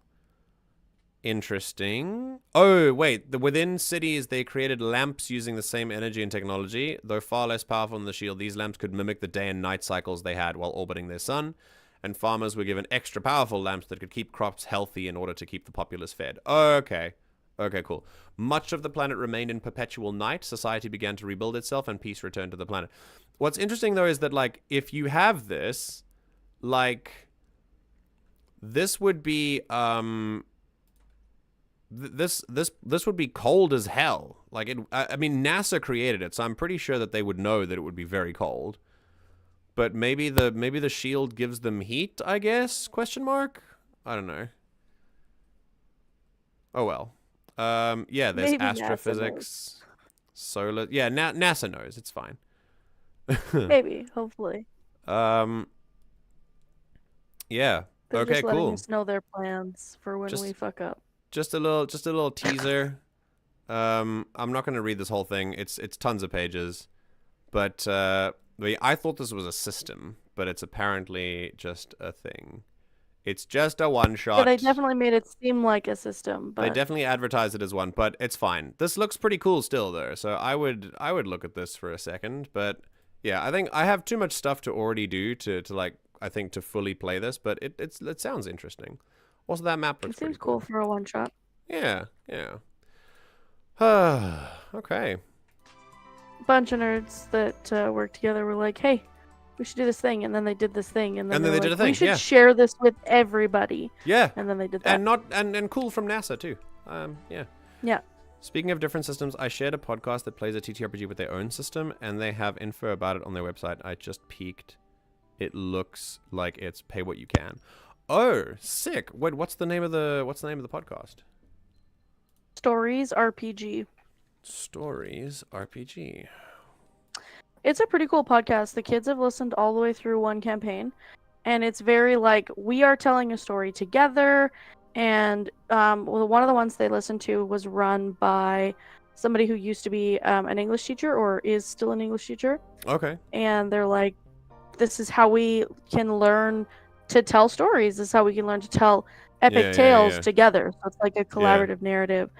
And it's very cool. They talk a lot about like hey, we're all doing this together. Like, if you don't want this or you don't like that, then let us know so we can change it or whatever. And it's really awesome. Yeah. And they even talked about like boundaries. And in the first session, they were like, okay, so if anybody's uncomfortable at any point, here's what you're going to do.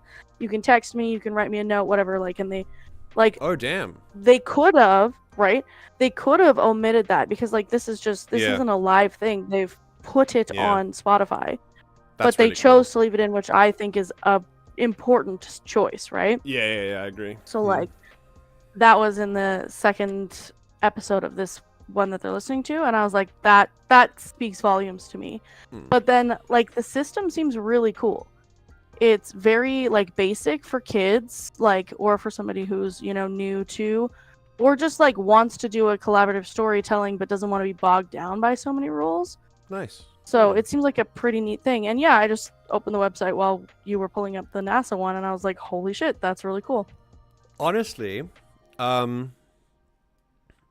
I think this would be good. I've always wanted to try and introduce kids to tabletop, but obviously 5e is super daunting for children. So right. I think having a tabletop system that is like very open like this might be very cool for that idea. Wow.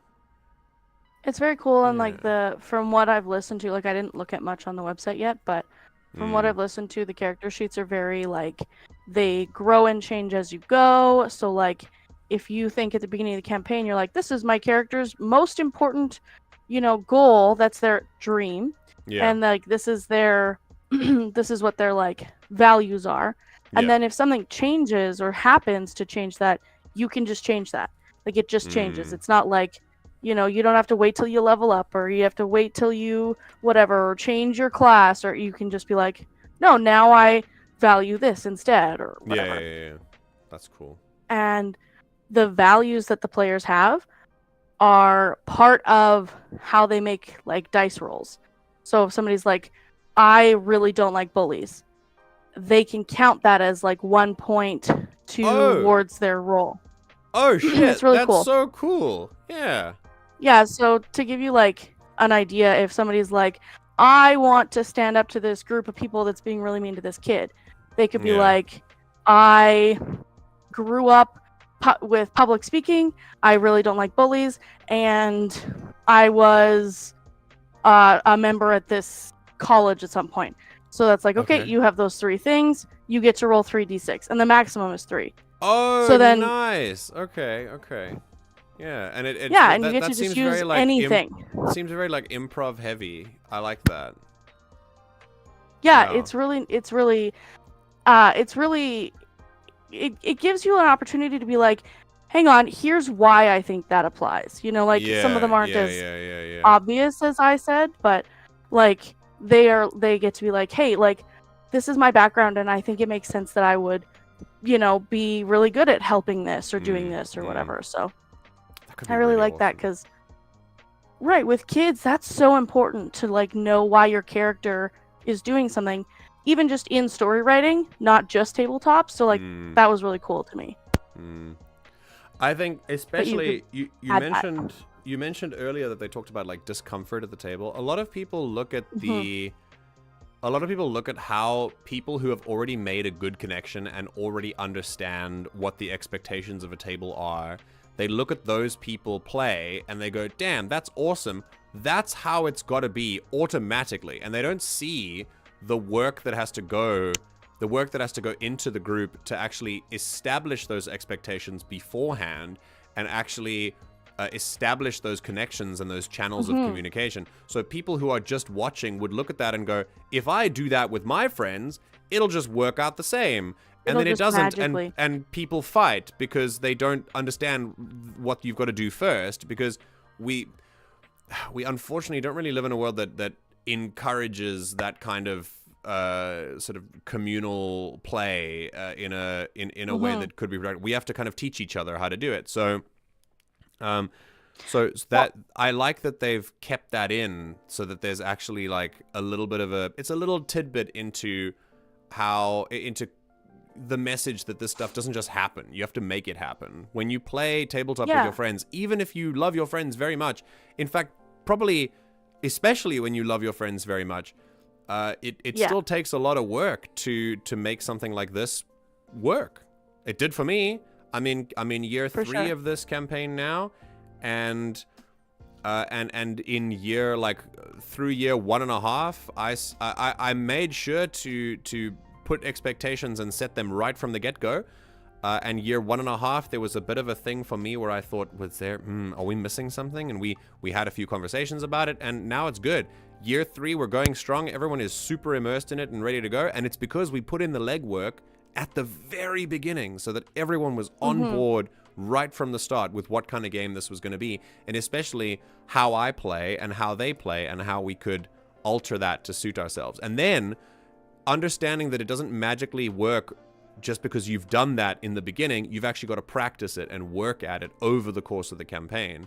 And it takes work, but it's really nice work. It's fun. It can be really rewarding as well. So yeah, I'm glad they kept that in. Yeah, and I think that, like, especially if people are watching things that are like really polished, or a lot of those things have been removed, or those conversations happen off screen, right? Yeah. Like, people just assume, well, they're not having them, but they are. Matt is checking in between every session of Critical Role, and he is. Like, that stuff is important, and I thought that was like really key, especially for children, because often kids that are being exposed to tabletop RPGs are going to end up playing their first few times with people that are older.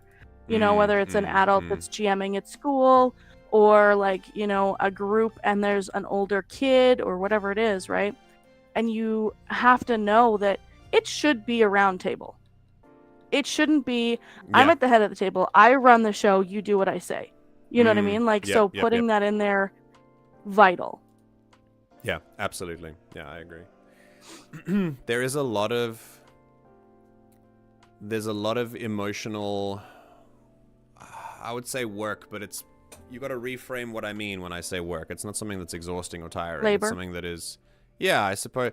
Yeah, but even the word labor for me feels like it expends energy. I suppose it does, but it's the good kind. It takes a lot of emotional effort, maybe, to come to a table with other people, even people that you care about, and commit to telling a story together. You all have to be on the same page. It is a collaborative exercise, and unfortunately, everyone has huge complexes about group work from school and group projects, that we all have this complex against, like, working with other people to tell these kind of stories, or to make these kind of assignments happen. And now you translate that to TTRPGs, and people clash because we have these hyper individualized ideas of what stories are. And in actual fact, stories have always been collaborative. So I think tabletop role-playing games are an opportunity to tell stories as they always should have been, which is not just one person talking at someone else. It's a group of people making something together. So to focus on that, and the next time, if you're watching and you have a game coming up, or if you have a game right now that you sense that maybe this wasn't done, it's never too late to start. It's never too late to check in with players and with a DM or a GM and check how they're doing and how they play a game, whether that's lining up with how your game is going, and whether there's anything they would have done differently or that they would like to do differently, and then work on that with them. It's never too late to change that kind of thing.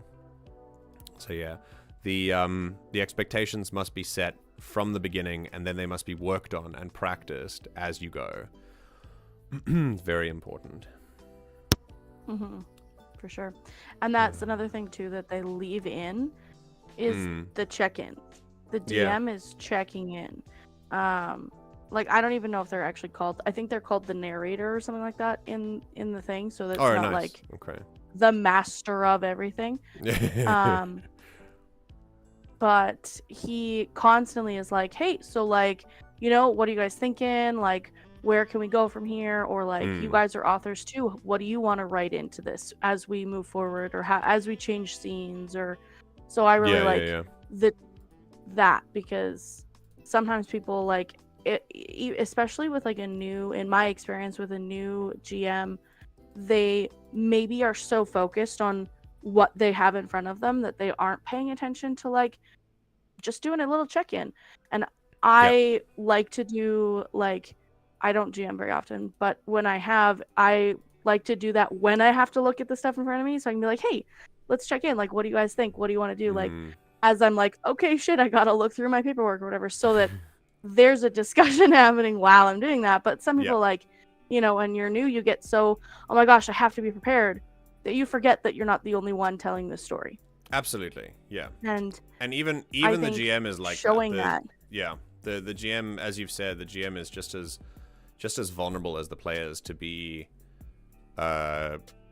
underserved by whatever's going on. So if everyone's fun is everyone's fun is the most important thing. Just the GM as much as the players. Yeah. That's something that's something I definitely had to learn as well. Being a GM more than a player, for sure. I've been a player for a good part of my career, but mostly a GM. And it took me a little while to really put into practice the idea that I was generally by default playing it, you know, the way that I played, but the way the players responded, I had to give it a lot of thought to realize and really put into practice that my feelings about how something went in a game were just as valid as how the players feel about how something goes in a game. Like, when an event goes a certain direction and goes a certain way, if I'm not satisfied with that, that's just as valid as if a player is not satisfied with it. You know, everyone has to be on the same page regarding it, you know. And I think that modeling that just so openly and just like pleasantly, like there's no like, okay guys, like tell me your thought. Like, he's not begrudging, he's just very like, okay, yeah, like moving forward, what do you guys want to see, what do you want to add, what do you want to change? Or if they say anything like, well, he'll be like, okay, yeah, what, tell me, like, what, like, communicate with me. Like, he's very like on it, right? I think showing that, especially to kids, is so important, because kids, again, like as a player, they might not even know that they should have that. So like for me, when I first started playing, the GM that my first D&D experience, he didn't want input. It was his world. He was writing the world. It was all fully homebrew, and he didn't want input. And I thought that was how it was supposed to be. So we played the game of, can I do this? Can I do this? Can I do this? Instead of, I'm going to do this. I'm going to interact with the world this way. It was always like, can I open the door? Can I walk up the hill? You know what I mean? That's an interesting... I didn't know that was wrong. Interesting. Like the first time I played. Again, right and wrong is very much dependent on the table, but that question... Yeah, I've never thought about it that way. I always figured that asking whether you can do something was a sign of not necessarily like giving all authority over to the GM, but more just allowing the rest of the table to have a chance to react to what you're about to do, instead of just saying that you do it. For sure. Or rather phrasing it instead of... do that. Instead of phrasing it as like, may I do this? It's more like, I'd like to try and do this, rather than just like, I do it. And that courtesy comes from my time in MMOs, actually. That was a roleplay style that a lot of us took with us to tabletop role-playing games. And that's basically, when you emote in an MMO as a role player, you would never emote as your character doing something like automatically succeeding. You would use the word would or attempt or try as a way to allow everyone else in the scene to be able to respond to it in a way that they thought made sense before they actually determine whether it succeeds or fails. I still do that with like the party that I play with now, where it's like, I think I'd like to this, or I'm going to do this if nobody wants to say anything, or like I will open the floor. I've found that I have to add extra words instead of like, I would like to do this. I add extra words so that people know this isn't rhetorical. Please like give me input. At least with the group I'm playing with, because that's not inherent. But this was very much like my first experience was very much like, you learned really quickly. Like if you were like, oh yeah, I'm gonna follow them through the door, he's like, no, you're not. Like if you didn't pose it as a question, he'd shut it down. Right. Okay. And it was it was damaging. Like I still struggle with some things like that, and like the the guy that I play with now, he is very opposite. He's very like, oh yeah, tell me how the world reacts to you. I love that. Yeah, give me like, like he's very like, oh yeah, there's a restaurant here because you said there is, so of course there is. Whereas the other guy was very like, there's no fucking restaurant there's no restaurant because I said so. Like very stark contrast, and I still have trouble. Like I keep defaulting back to like, can I, may I, please, can I just would really like to if it's okay with you. And it was, I didn't know that we were all supposed to be telling the story together. Not, he was dictating how everything went, and we got to do some, like, we said words. You know what I mean? Like, we talked the way our character would. We didn't decide how everything went down. Yeah. The phrase just go write a book is something that is so prevalent in my mind when I watch some people play. It just seems it seems like really what they need to do is just go write a book. They very clearly don't want to be here with people, and they only really understand it as a novel idea of having other opinions to add to your own growing story. That's not what this is at all. It's a collaborative effort, and it must be collaborative from start to finish. And there was something I was going to say about... Oh, yeah, like player actions and players impacting the world. Like, I think if there's one thing you can take from it, if you are looking to like improvise within the world, the way that my players do it, which is really nice, it allows everyone else to sort of have agency in that, is they just say like, like, can there be a thing next to me that I can use to do this? And most of the time they trust me enough to know I'm like, yeah, absolutely. Unless it's like a giant thing that would change everything. It really depends on where we break our suspension of disbelief. But I think there's a balance to strike when it comes to adding stuff that is there that wasn't there previously. When it comes to like improv comedy and like improv storytelling, that works really well most of the time, where you can just add stuff and then we kind of just roll with it. But when it comes to, like, I'll give an example. Do you remember when you're kids, right? And as kids you play games, and one of the kids is like, I shoot you, and the other kid's is like, no, I have a shield that blocks all your bullets, and then the other kid's like, well, my bullets are made of shield-resistant covering, and it's like, well, my shield was planned in advance, and it just becomes this like, so there has to be some kind of, I suppose, limitation on that, so that it's not just a complete back and forth. But I would definitely put things... You got kicked out of the VC? Hello? I definitely did not kick you out. I don't know what happened. Damn, that's awful. Please try join again. But yeah, I think that we should definitely err on the side of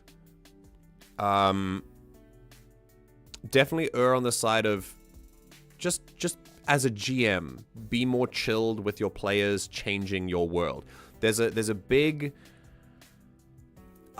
maybe problem, or there's a big complex that a lot of world builders have about the sanctity of their world and the sacred nature of their world, that it can't change fundamentally due to someone else coming in and change it.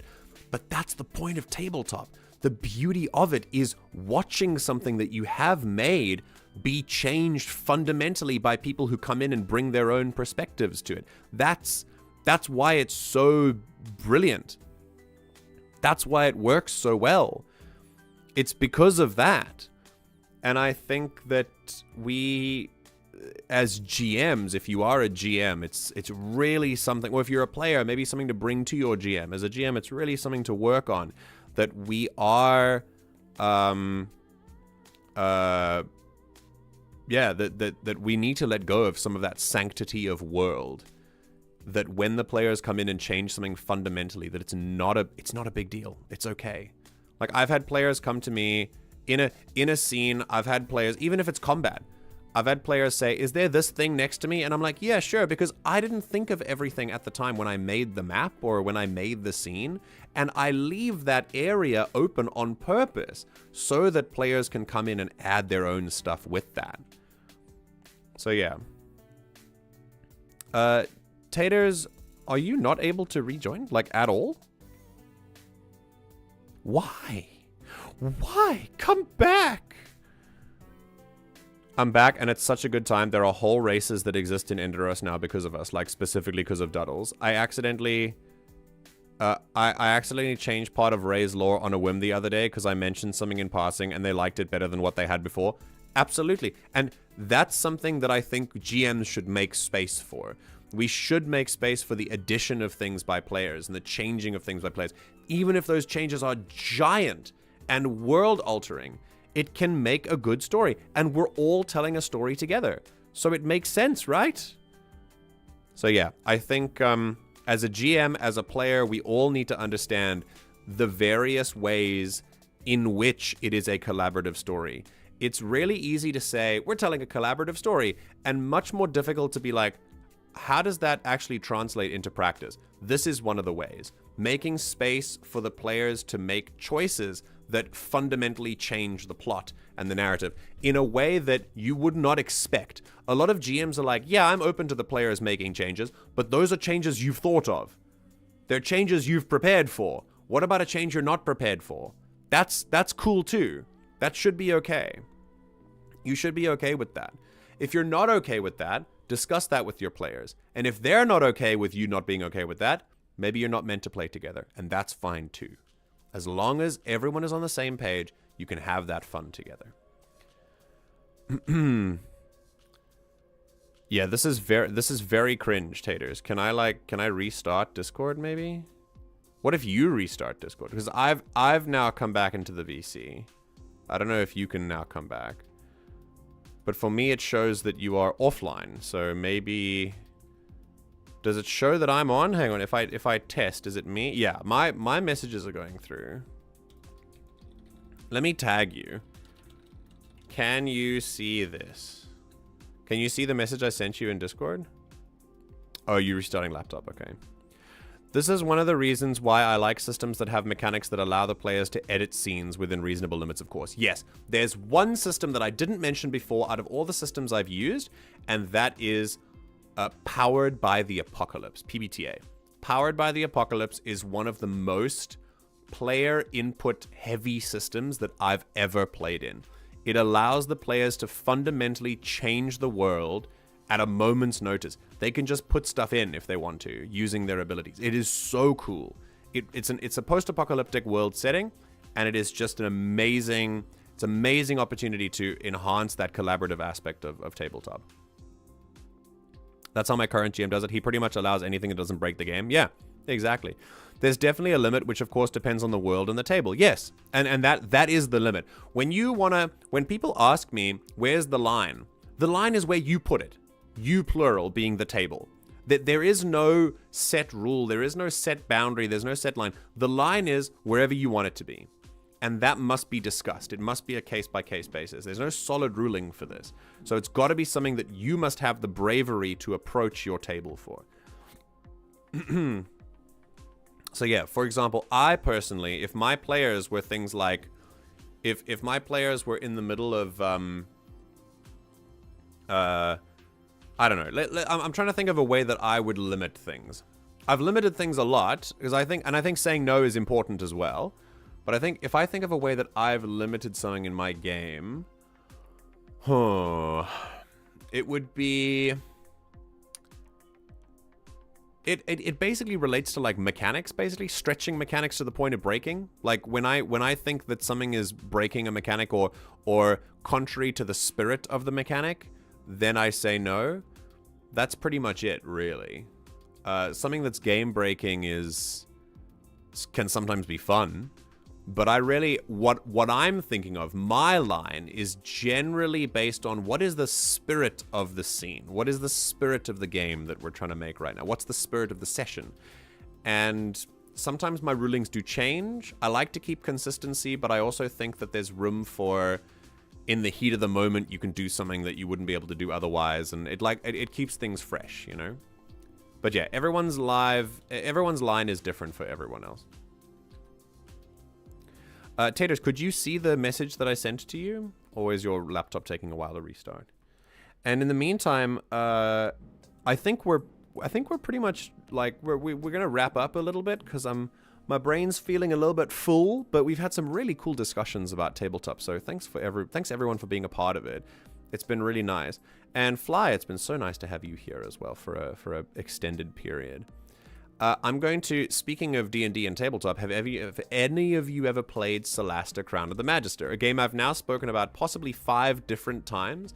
It's a game that has a hook on me as something that I'd really like to get into, but I just don't have the time to really like commit to it yet. I've just been getting little snippets of it as we go. But it's a game that where Baldur's Gate 3 is something that is narratively focused, and then it brings D&D in as a background. But it's more about the lore and the characters and the dialogue and stuff like that. And it's mechanically heavy, sure, but it's less like there are a lot of homebrew rules they put in there and stuff like that. But Solasta is a less character focused, less narrative focused. There is a narrative, but it's more like a classic D&D narrative, and it focuses more on mechanics. It's a 1-to-1 D&D copy from the SRD, which is the system resource document, and it just has. It's very interesting. I'm quite enjoying it, to be honest. So yeah, because I like mechanics. I am a big fan of mechanics. So yeah.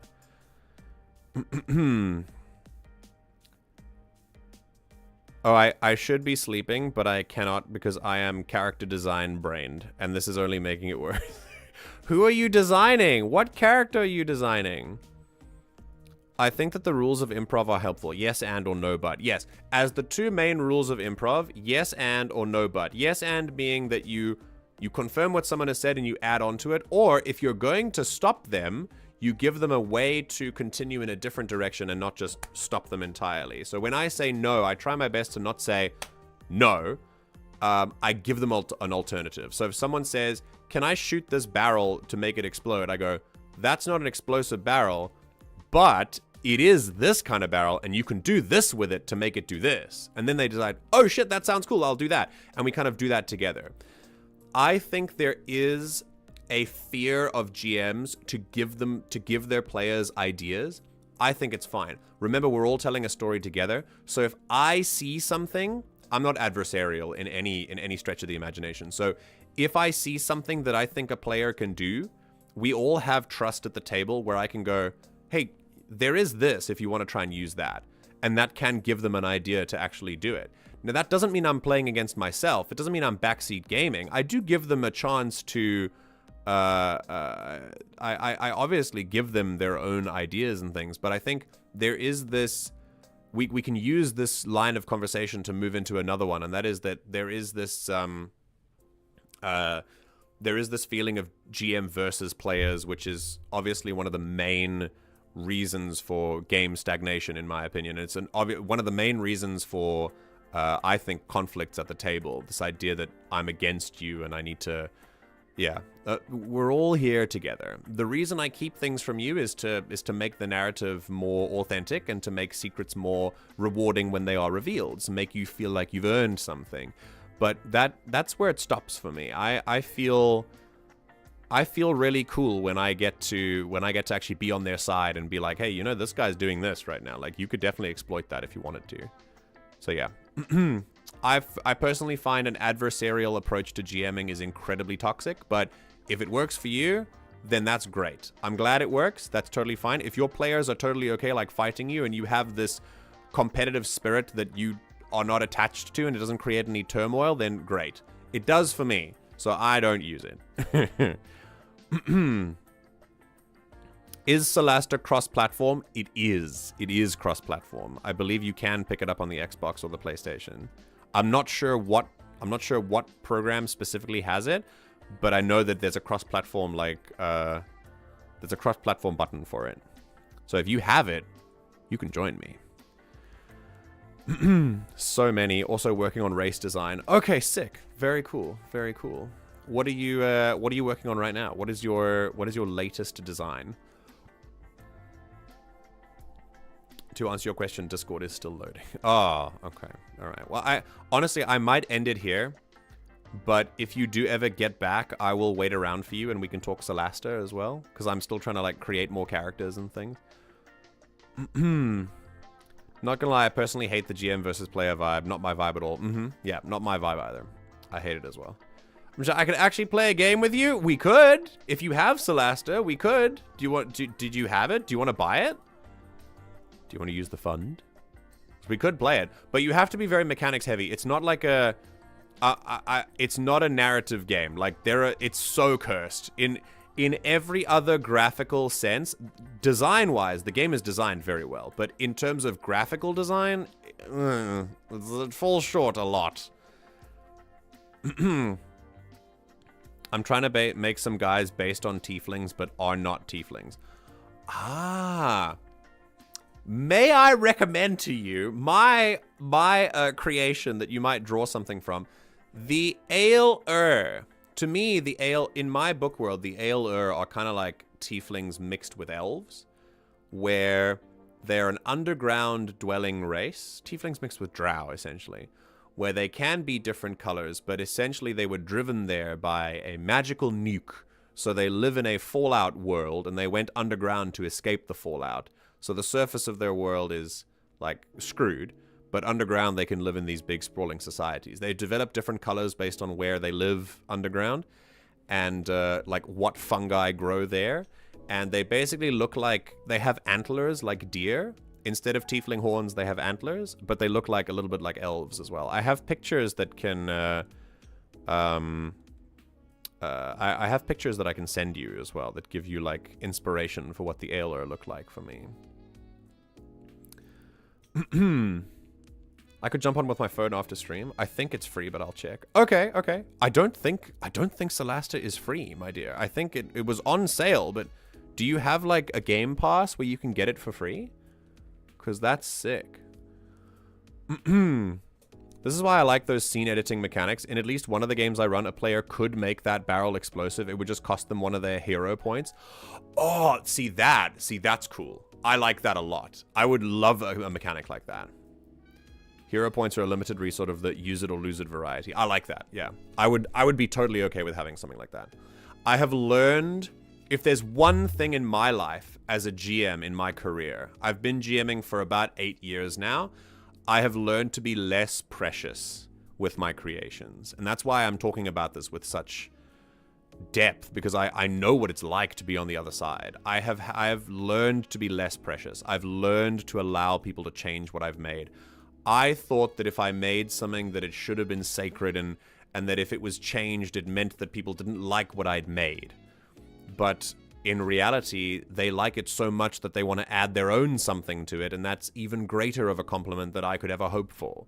That realization helped me understand and helped me learn to be less precious with, less precious with my creations. Shadar Kai? Shadar Kai are a D&D creation, I think. And I don't know much about them, so I don't know if I've copied from them or not.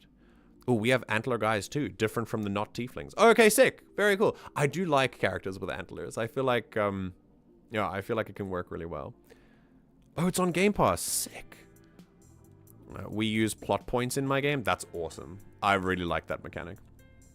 My game versus the game I play in. Ah, yeah. I think I still hang on to that phrase just because I'm the GM of the game. I would say, like, the game I run, essentially, because I'm, like, the narrator, I suppose, but I just use my game for ease of access, just because it's, like, it's shorter to say. But you're right, there is a connotation to that. Shadowkai or D&D, I really like their lore. Okay, sick. Very cool, very cool. Well, Fly, I'm going to give you an opportunity to sleep now, because I'm going to say goodbye. Taters, check if Solasta is free on, check if Solasta is free on Game Pass.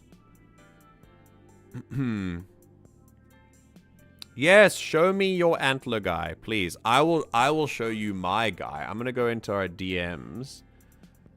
And, actually, no, I'll go into the community, because I want to populate that. Let's go into TTRPG Media, and then I'll show you some of the Ale-er if I can find it. Let me just write that there so that I can, yeah. All right, yeah. Well, that is gonna be it for today. We've had some really, really cool discussions. I hope that everyone here, I know that there have been some people lurking here and like having us on in the background like a podcast, which is just so cool. I really like that. So, however you've been making me a part of your day and making this community a part of your day is wonderful. Thank you so much. I really appreciate your presence here. Oh, I heard a mic pop. That means Taters is back. Hello. Yep, just in time to say, join the Discord. Yay! Join the Discord if you want. If you're not part of the community, you can't see when we go live again unless there is there is now a fancy banner on the YouTube channel with stream times and schedules and things. So there is that. But if you want to be part of the greater discussions and talk to people about things and make new friends, then join the community. It's a group of pretty cool people. And yeah, I'd like to thank everyone for taking time out to be a part of the stream. It's been really nice. It's really cool to just get back into the good old discussions about tabletop and learn something about each other. So thanks for all of your input. All of your opinions have been very valued.